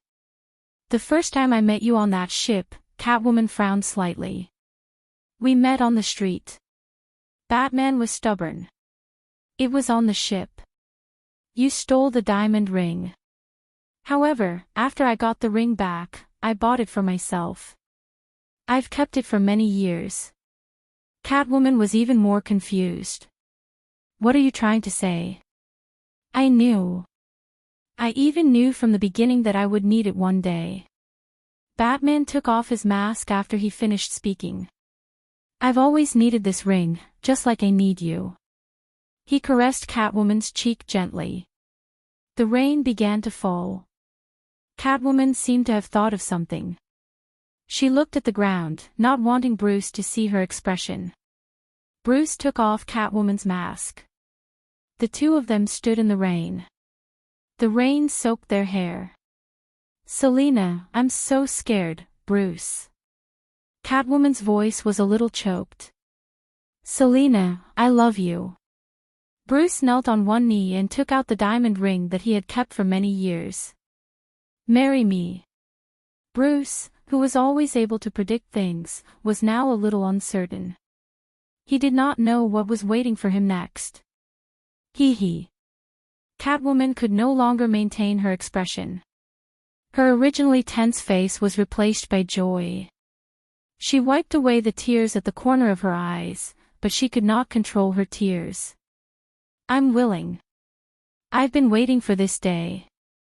I'm willing. As she spoke, she threw herself into Bruce's arms. The two of them kissed passionately in the pouring rain. Thea, who was in the underworld, nodded to Diana. I'm afraid that guy won't be coming back today. Let's talk about the godhood tomorrow. Batman did not return to his bat cave. Instead, he stayed at Catwoman's apartment for a night. He removed the bullet, cleaned the wound, and bandaged it. Although he knew that Thea could heal him with a breath, he still enjoyed Catwoman's gentle care. The next day, following his call, Thea pulled them together to the underworld. The extravagance of the underworld caught Catwoman's attention. She could not help but want to take something home out of her professional habit.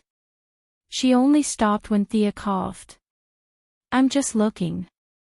We're good friends. I was just curious. You're very rich here." She was trying to explain her previous actions. Thea waved her hand to show that she did not mind.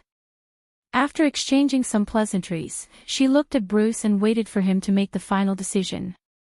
"If you think it's okay, then let's do it. If I can't control myself, then kill me and tell Damien that I sacrificed myself in that dark world." Catwoman was shocked. She did not know that it would be so dangerous. She looked at Thea nervously as if she wanted to hear what she had to say. Thea was speechless. These righteous people all had this problem. Orion was like that. Batman was like that. Even Diana was like that back then. How big of a deal was it? It was a matter of life and death. Fusing with the godhood was simple. However, it was more troublesome to take into account the Omega effect. If she gave the Omega effect directly to Batman, he would be instantly sent into the timeline. Nightwing and the others would have to start preparing for the second Battle of the Cape. Chapter 1066. Thea's idea was to bring them to the vanishing point. That was the end of time, and the Omega effect could not reach there. First, fuse with the deity position, then fuse with the Omega effect. She grabbed a small cloud of black, translucent gas in the palm of her hand. "Are you ready?" After getting the signal, she directly inserted the deity position into Batman's body. His whole body went limp in an instant. Fortunately, Batman's willpower was high enough to endure the numbness. His face was red, and he was afraid that he would cry out. That would be too embarrassing. When he saw Superman fusing with the deity position, it was easy. It was not so painful. As if she knew what he was thinking, Thea explained, "Don't compare yourself to Clark. His body has already reached that level. The deity position is just a promotion for him. It has little effect." It had to be said that the Kryptonians had a cheat system. Superman fusing with the deity position was like going to the hospital for an infusion. He could leave after the infusion, but Batman's was like a major surgery. He could not get out of bed without lying down for 10 days or half a month. Thea did not immediately cut off his connection with the dark multiverse. She directly jumped from the mortal level to the demigod level to become a new god. This process was a huge leap in the nature of life. If the basic hardware was not good enough, it would be useless no matter how strong one's willpower was. Death Knell had suffered a lot before, but with her help, he barely managed to survive. Batman had a relative advantage. The dark multiverse could help share some of the pressure. Thea put pressure on the deity position, and unilaterally accelerated his body's transformation process. Seeing that the fusion process was about to end, she took out the holy sword. "Bear with it. I'm going to cut off your connection with the other side.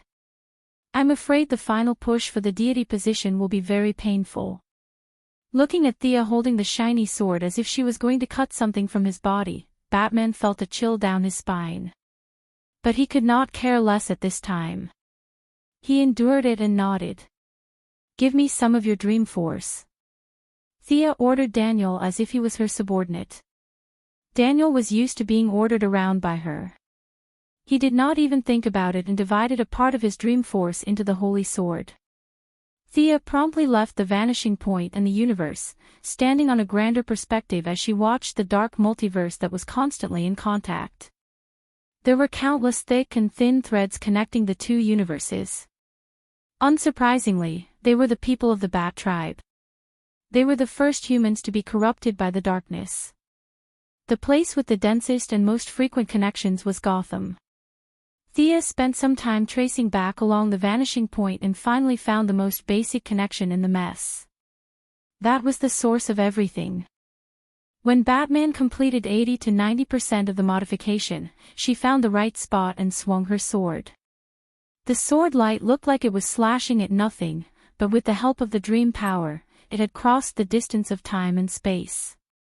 It had come to the boundary between universes. A giant hand reached out from the fog as if it wanted to grab the sword light.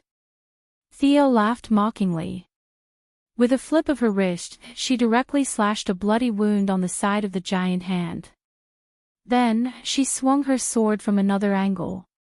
Compared to the huge size of the two universes, an extremely thin but resilient thread was too insignificant. It was cut in half by the holy sword that was imbued with dream force. There seemed to be waves of angry curses coming from the black fog, but it did not spread out. Thea simply ignored the other party.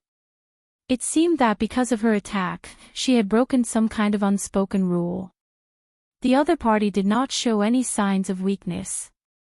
Numerous threads were sent directly into the multiverse, trying to increase the connection between the two. Yo, you're not afraid of death. Thea swung her sword and several threads were cut. In the past, she did not care if it was because she was not strong enough. Now that she was strong enough, the other party still dared to cause trouble under her nose. That was intolerable. She turned around and ordered Daniel, activate the previous location. Daniel couldn't figure out why she looked like she was about to start a full-scale war. This wasn't the plan, right? However, he did not have time to think. He directly activated the setup in the Laughing Bat world. There was a sudden flash of light in the fog-like world of darkness. Although it was very weak, 1/10 of the nightmare had been cleared. Daniel could already mobilize a part of the dream force, gathering the power of the multiverse to affect this world. Thea also solidified the rules of this parallel universe. Unless one was stronger than her, there was no way to rewrite the rules. From now on, they would no longer sink into depravity and pain. Not all choices were the worst. Something called hope began to grow in the world of darkness. Thea's actions angered the other party. Barbados, who was wearing a black hood and had huge bat wings on his back, appeared from the depths of the darkness. He let out a soundless roar, as if he was reprimanding Thea for breaking the rules of the game. The young mistress did not care at all. This guy was only at the peak of the multiverse. If not for the fusion of the universes, she could have killed him now. She pointed the tip of her sword at the other party. If you want to fight, then I will fight. Barbados did not understand her personality and chose to retreat for the time being. Although Theo lit a lamp in his territory, the passage between the two worlds was not closed. At most, he changed from the attacking party to the defending party. The relationship between the two universes was like the journey to the west. Whether Tang Sanzang went to the west to retrieve the scriptures or Buddha sent the scriptures to the Tang of the east, it did not have much of an impact on the outcome. Thea's actions did not cross the line. The few onlookers only expressed a limited amount of attention and then looked away. Barbados retreated with hatred, and Thea returned to Batman's side. The heavy shackles were cut off. If he was still immortal, he would not be troubled by nightmares anymore. Now, it was even easier. His human body was remodeled from a deep level, and all the hidden injuries were removed. The traces of time faded from Bruce's face, and his face glowed again. Hang in there, Bruce. Deanna stood not far away and cheered him on. She could see that the fusion of the deity position had reached the final stage. Whether he would maintain the suppression of the deity position or be controlled by it depended on this final step. Thea was not very worried. Although Bruce took a big step, it should not be too difficult for him to maintain his original heart. Countless black gas surrounded Bruce, and countless low murmurs came from the darkness. The eyes of the ordinary people in the Council of the Master of Time were all blurred. Thea could only reach out and shield this area. After a whole day in the outside world, the black gas began to fade. It took 3 days for it to be completely retracted into the body. Bruce slowly straightened his chest and raised his head. The spine that was injured by Bane and the hidden injuries that were left from countless battles on the streets were all gone. He was relaxed and comfortable, as if he had been reborn. Chapter 1067. After becoming a god, his entire body had been remolded. When Bruce regained consciousness, he realized that his Kevlar suit was a little uncomfortable because it was too big. After inheriting the dark divine position, his body was slimmer, and he was no longer the muscular European type. Even if his original clothes had some elasticity, it was not convenient to wear them anymore. Catwoman touched his chest, and there was a hint of regret at the corner of her mouth. To be honest, she still liked how he was full of strength before. Ignoring his fiancée's resentment, Bruce had experience with the yellow lamp. He slightly adjusted the power in his body and changed into a suit. I seem to be able to see things very far away. Is this the feeling of having supervision? Do you and Clark usually see this far at a glance? At this time, Bruce was like a research maniac who had obtained a new technological product, but this time, the subject of research was himself. Of course. Clark uses his vision, I don't. Thea felt that he was a little different from before. Is this a god? I seem to hear countless voices talking in my ears, but I can't hear them clearly. Are you guys like this usually? Bruce's personality had changed a little, and he was not as gloomy as before. Thea and Diana looked at each other. At least this was not a bad sign. However, to prevent him from indulging in power, Thea still poured cold water on him. You're far worse than me. Don't think that you're a god now. You can't beat the previous Clark. Bruce frowned slightly. His originally excited mood fell from his throat back into his stomach. If he could not beat the previous Superman, then he was not very strong. Looking at his hands, Superman's humility and respect for ordinary people automatically appeared in his mind.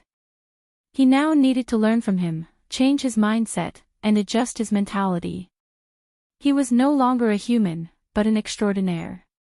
He laughed self-deprecatingly. Looks like I'm not calm enough. Thank you for your timely reminder. Thea originally wanted to give him the Omega effect directly, but she found that after fusing with the God of Darkness, Bruce had reached the limit of his rationality.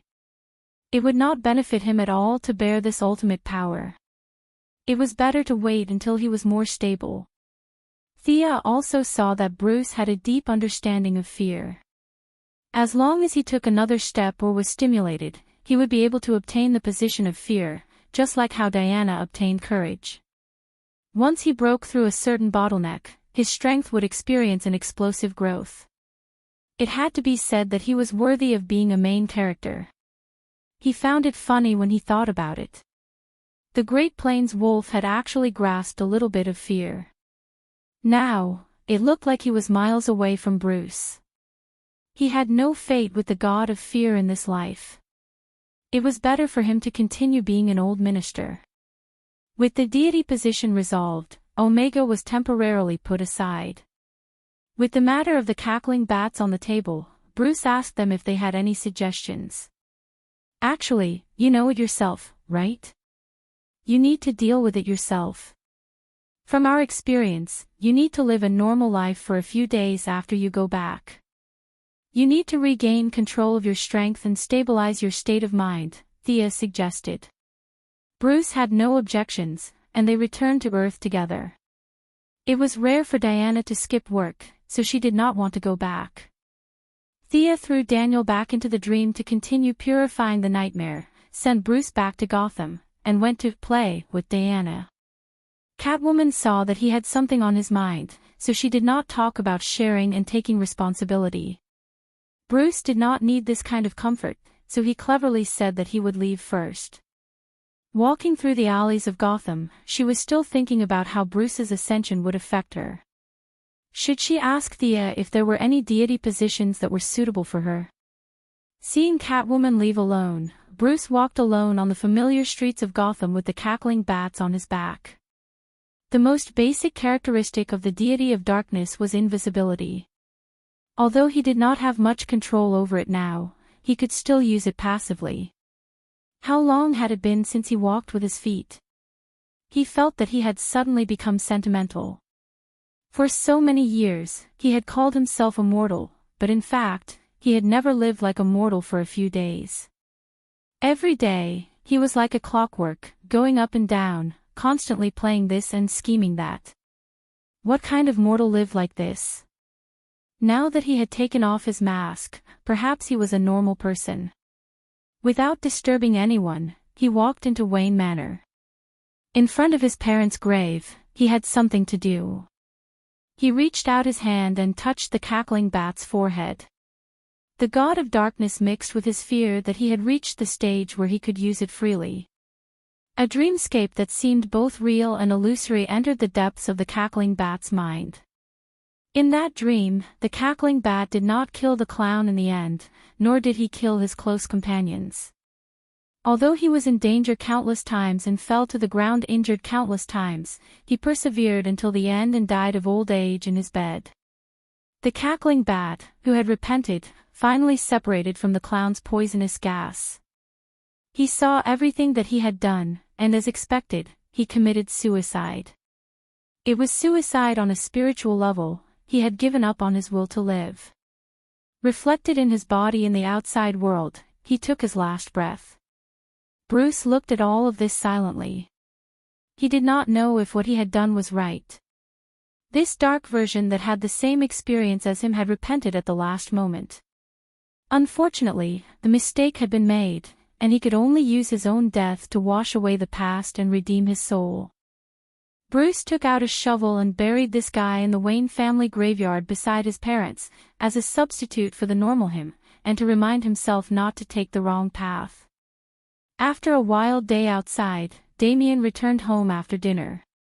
When he saw Bruce for the first time, he was completely confused. "Who are you?" he said as he threw out a bat dart. Bruce caught it easily. Faced with his son's look of disbelief, he was helpless. He could only briefly explain. Damien was also present when he left, but he did not know if his father's change was good or bad. Damien ate dinner doubtfully. He felt that this father of his was not like his father anymore. He, who used to only drink plain water, started to drink alcohol today. All his strict eating habits were thrown out the window. He did not have any private life in the past. All day long, he wore a cape and a hood and stayed in that cave to do unknown research. Today, for the first time, he even watched television after dinner. He even cared about Damien and Raven. After chatting for 30 minutes, he walked slowly to the bat cave. "Something's wrong with my dad." Thea and Diana had gone to play. Other than God, no one could find them, let alone him. Damien could only ask Raven, his soon-to-be girlfriend. Chapter 1068. Raven hurriedly teleported over. After listening to Damien's explanation, she knew that the situation was serious. Usually, such a drastic change in temperament would only occur when a person was possessed by a demon. At least, that was what the big loli thought. It was unrealistic to observe from the crack in the door. The bat cave was full of traps. They would be discovered before they even reached the door. Fortunately, Damien was indeed Bruce's good son. He had installed many surveillance cameras in the bat cave. They were the kind that only he knew about. He turned on a few hidden surveillance cameras. The image quickly switched to the interior of the bat cave. There was blood all over the ground. The demon's summoning circle did not appear. Bruce was currently testing his blood composition. What a dark power. Raven, the Demon King Grand Princess, was very knowledgeable about dark powers. Even through the screen, she could make a rough judgment just by looking at some characteristics. After experiencing many things, the two of them were no longer the careless people they used to be. Damien quickly came up with plans 1, 2, and 3. However, these plans were based on the premise that they had to control this strange father of theirs. Raven could not. Her magic was too extreme. They had to find outside help. The few from the bat family had all failed. Short sticks, whips, and darts did not seem to be much of a threat to the current Bruce. Now that the young mistress was nowhere to be found, it was a test of intelligence to find help. Damien immediately contacted his good friend, Little Jonathan, and asked him to contact Superman. When Superman rushed into the deepest part of the bat cave, Bruce was slightly stunned. Then, he quickly understood the cause and effect. So, he didn't believe a single word I said. This child is too suspicious. He actually called you here. Bruce now understood what it was like to have a suspicious person by your side. He was a little depressed. Superman did not let down his guard. Are you all right? If you feel uncomfortable, you can tell me. Clark, you are a very good friend. Bruce put down the tools beside him. This action and tone made Superman nervous. He could not help but clench his fists. He remembered that most villains would say this before they transformed. After that, they would definitely say, but, I'm really fine. Bruce's words made Superman even more vigilant. Bruce held his forehead with one hand and sighed, how can I prove that I'm fine for you to believe me? You were there when Darkseid's divinity was divided. Why do you still have doubts? Haven't you changed? None at all. Superman quickly shook his head. No, I don't feel any discomfort. It's not much different from before. Are you saying that there's a big difference between us? Superman neither nodded nor shook his head, but that was what he meant. Old man, I'm really fine. If you don't believe me, I have a special handcuff in my secret compartment. Although I don't know if it's useful to me now, you can handcuff me. In the end, the situation did not turn out to be that bad. Although Superman felt that Bruce had changed greatly, he felt that this was good. His previous life of hiding was too gloomy and deformed. Now, the two of them could talk face to face like ordinary friends, sharing each other's experiences and lives without worrying that the other party would take out a piece of kryptonite from a corner and throw it at him. Superman felt that this was pretty good. How did you manage to remain calm when you have such great power? Bruce knew the answer to this question, but he still wanted to hear it from Superman. As expected, Superman's answer was the same as everyone in the Righteous Alliance knew. Family, friends, lovers, and so on. In the past, these words would be over after listening to them, but today, these words created some new changes in Bruce's ears. They were no longer general words, but a novel experience. Perhaps it was due to his unique characteristics, but the enhancement of his vision from the darkness deity position was only average, but the enhancement of his hearing was more exaggerated. He felt that as long as he wanted to, he could hear everyone's thoughts. Superman's tone was sincere, and he spoke his true thoughts. Bruce instantly understood the sacrifice after living an ordinary life. It was not easy at all. It was easy for ordinary people to do things, but Superman, including himself, had to do it carefully. They were afraid that if they used too much force, it would cause some disastrous consequences. You're a wonderful man, Clark, and I apologize for the misunderstanding I've had, he said earnestly. This made Superman feel very embarrassed. The Bruce today was too different from his usual self, but he still accepted the apology. Go back to your family. They can provide you with strength. Superman was now a master at talking. He gave Bruce a bellyful of chicken soup and left the bat cave gracefully. After getting Superman's assurance that their father was fine, Damien and Raven walked out carefully. I proposed to Selena today. He felt that his son should know about this. Damien glanced at Raven. The two half-grown children were a little dizzy. Previously, the plot was about the Demon King possessing the body. How did it suddenly jump to the family ethics channel? Damien was a little regretful that Bruce did not get together with his mother, but he had no legitimate reason to object.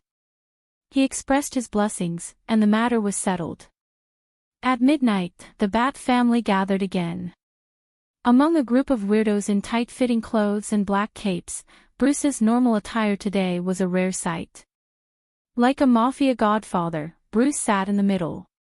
When everyone arrived, his opening speech was very shocking. "I'm not going to be Batman anymore." Some of the people felt that he was too tired. Some felt that he was injured in the underworld. There were all kinds of thoughts. "All right then, I'll be Batman." Nightwing stepped forward. The Red Hood sitting alone in the corner snorted coldly, as if to express his disdain. "No, Dick, you are you. You are Nightwing. You should have your own path in life. There's no need to bear the responsibility of being Batman. If I'm the one who started this business, then it should be in my hands." Before Bruce could finish, he was interrupted. "This responsibility should be inherited by me." Damien stood up. He was already 13 years old. Now, he had shed some of his childishness. Although he was not tall, he did not look like a child. "How is that possible? You're still young." Bruce was not prepared to accept this somewhat absurd suggestion. "I can. I've been preparing for this day," Damien said in a determined tone. Originally, Bruce was prepared to end Batman's mission. However, seeing how stubborn his son was, he had to consider the possibility of such an operation. Chapter 1069. Did Gotham still need Batman? Even if he did not leave the Bat-Cave, he could still hear everything that was happening in the city. Even if he blocked out the unimportant things and the interesting things, the remaining crimes would still be rampant. The answer was obvious.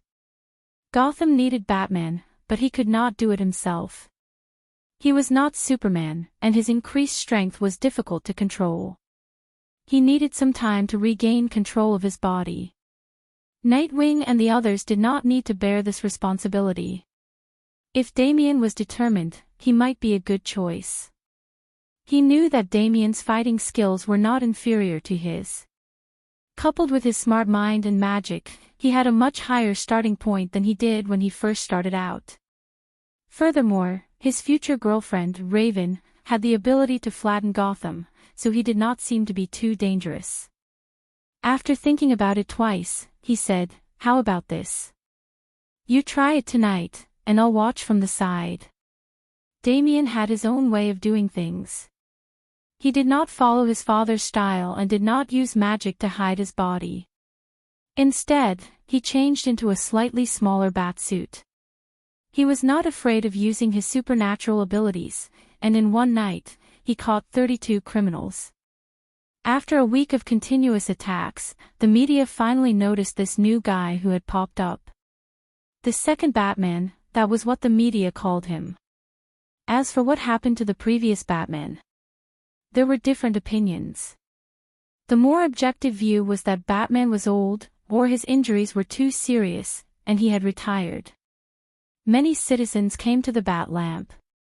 No matter where the previous Batman was, whether he was alive or dead, at least he had contributed greatly to Gotham. The citizens sent their blessings and remembered an era that had passed. By handing over Gotham to the young man, Bruce had relieved himself of a heavy burden. Damien did not need his care, and he was not Batman's shadow. He could walk his own path. Bruce decided to follow Thea and Superman's advice and spend more time with his family. Putting down the newspaper that analyzed Batman's whereabouts, he felt that his journey of redemption was complete.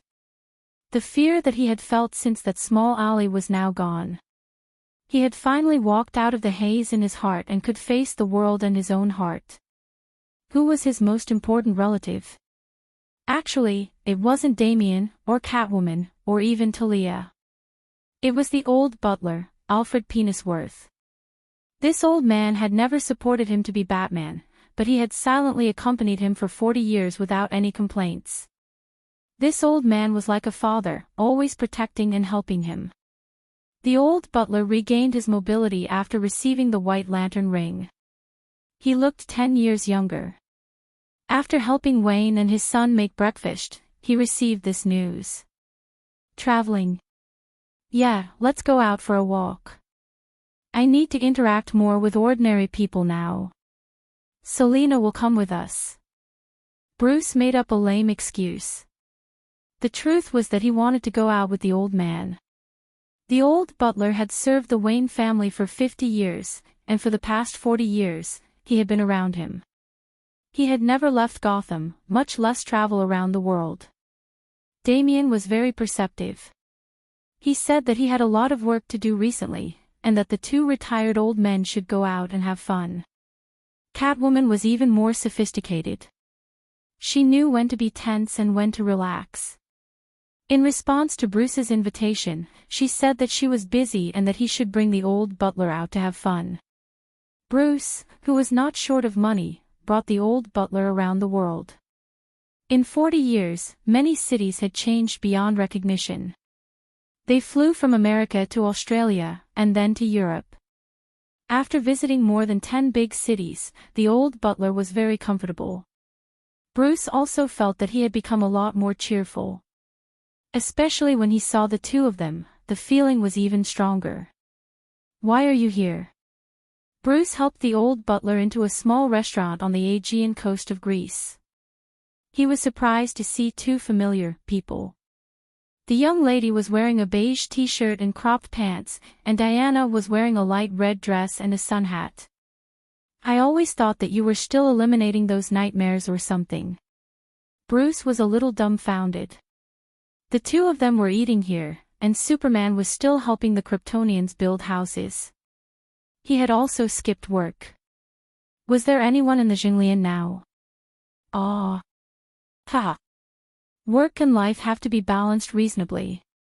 Theo laughed and changed the topic. She asked a few questions about the old butler's health. Soon, the two groups went their separate ways. They were out for fun and did not talk about those troublesome things. Bruce understood the look in her eyes. Now that he had become a god, he also felt that his vision had broadened. Many things that he had thought were very urgent before now seemed not difficult to solve. He shook his head and continued to travel the world with the old butler. The two women smiled as they watched them leave. Only then did they continue the previous topic. What do you think I should do? It's up to you. Theo looked at the sky and did not say much. He is my brother. I didn't know that I had such a brother from the same father and mother. God. That's terrible. The Valkyrie was angrily stirring the black tea in front of her with a straw. It's up to you. The young lady rested her chin on her palm. She still looked like she had nothing to live for. Hey! Are you listening to me? Diana was very dissatisfied. She grabbed her collar and shook it hard. Ordinary clothes could not withstand her strength. With a tearing sound, she tore off half of her clothes, from the collar to the sleeves. Fortunately, ordinary people could not see this scene. Otherwise, the young lady would have wiped this town off the face of earth. Really, can't you just talk nicely? I really don't have the strength to keep an eye on them. You can go if you want. Thea changed her clothes again. She lay on the table like a salted fish. Without the support of the divine position, she could not casually enter the state of death. She was now very powerful, but she could not use it easily. Ever since she came out to play with Diana, during the deep conversation period, she was like an ordinary girl. She was bullied by the Valkyrie who was in peak condition. She could not fight back at all. She was very happy. She even felt that she had already completed the mission that required her to die as a mortal once every 100 years. Because in just a short week, she had already died several times. In a spar 3 days ago, Diana also climbed to an indescribable height. She instantly raised her spirit to the maximum. She felt the call of her bloodline. She did not care about her exhaustion. She pulled the young lady to this Greek town. At first, Thea did not think much of it. That old rogue Zeus had so many children. There were at least 800 who were related to Diana by blood. It was not strange that she might have a similar bloodline to one of them. But when she arrived here, she realized that something was wrong. This bloodline was very close. Chapter 1070. Noticing the abnormality, they naturally lost their interest in playing. Relying on the blood connection, they quickly found their target. It was a tall and strong young man. The muscles on his body were as strong as a sculpture. His eyes were clear and he had a gentle temperament. When the two girls found him, the man was returning from fishing with a group of ordinary people. He was a demigod, the son of Zeus and Hippolyte, and Diana's younger brother. At the same time, he was also a fisherman who had lived for thousands of years. The man's name was Ison. Paradise Island did not allow males to exist, so he was taken away after birth and raised until today. The power of a demigod made him still young. To be honest, Thea felt that he was not mature mentally. How could he live for thousands of years and end up like this? It was too tragic. However, for Diana's sake, she did not ridicule him too much. The two girls hid in the dark and observed for 3 days. The scene of family members crying and hugging each other did not appear at all. Diana did not lack love.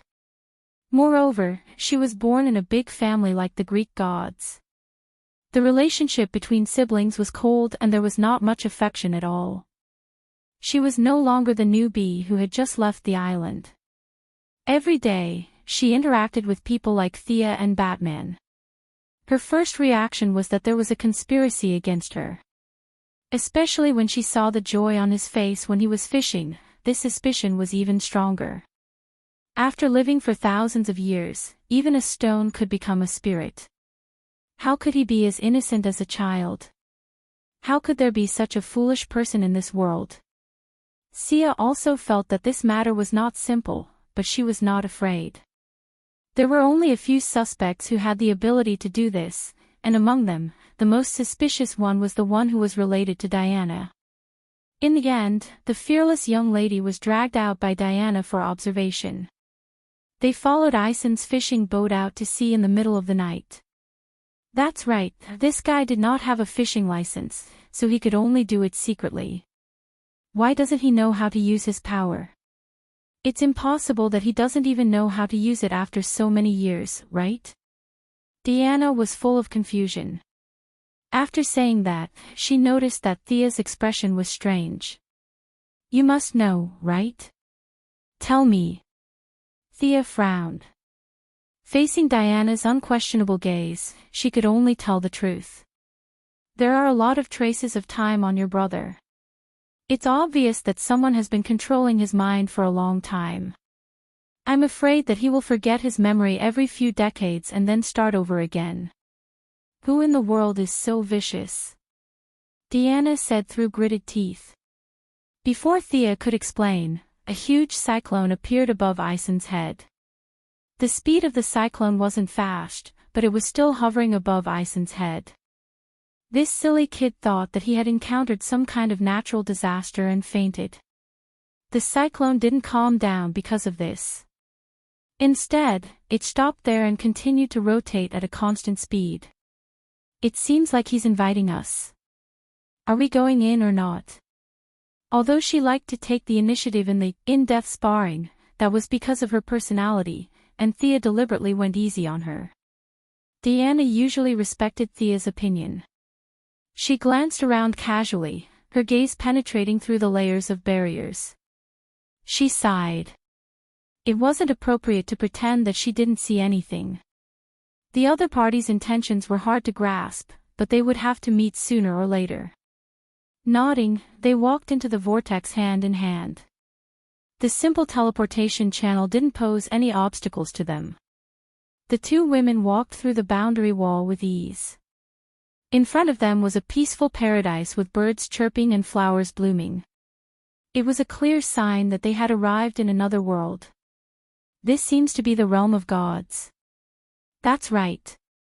Just like hell and heaven, the apocalypse star and the new creation star, and the nightmare realm and dream realm, this is the heavenly realm of the underworld, the resting place of all the old gods.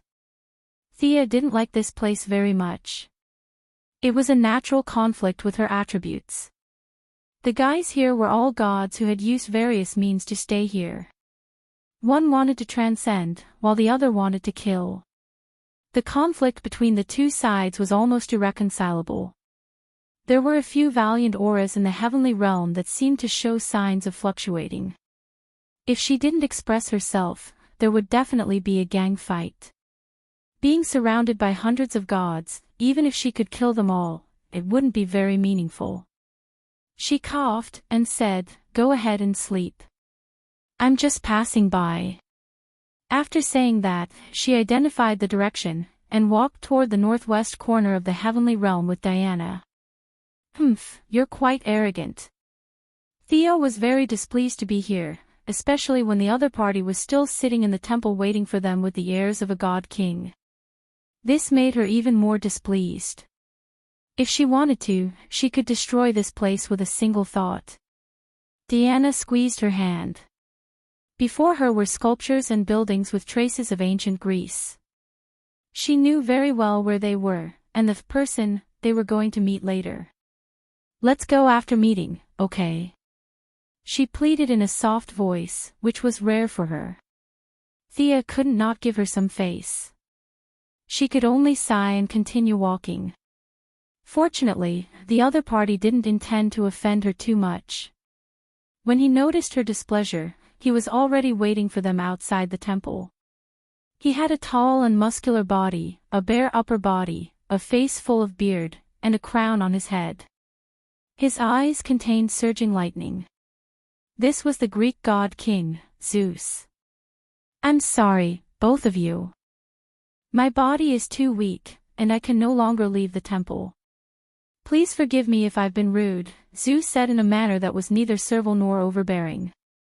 Thea chuckled at this. Couldn't leave the temple. How did the arrangements on earth come into being? The god king's prophecy, Diana's blessing of the 6 gods, Athena's child, and old Shazan's divine power. Where did all these come from? 2/3 of Thea's early experiences were related to Zeus. Who were you trying to fool by saying that you didn't know anything and couldn't leave the temple? However, having a reason was better than not having one. At least it gave both parties a way out. Wasn't this just nonsense? Who was afraid of whom? She shook her wrist and released the mentally retarded old Shazan. Previously, she had relied on him to absorb a lot of Zeus' divine power. Now that she had seen the master, it was inappropriate to keep him.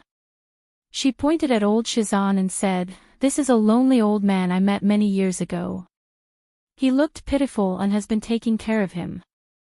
He seems to have similar attributes to yours." To be honest, Zeus was shocked by such a shameless explanation. However, old Shazan wasn't the topic of today's discussion. He was just a chosen. He didn't care. Following her words, he also expressed that he found old Shazan pitiful. Since their attributes were similar, he would let him live out the rest of his life. Gently brushing past the past, they entered the temple. Thea was surprised to find that Hera was also here.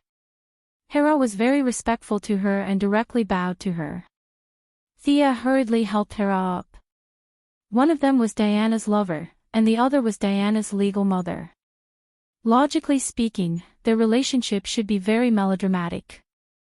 However, the reality was that they had a good relationship and could be considered friends.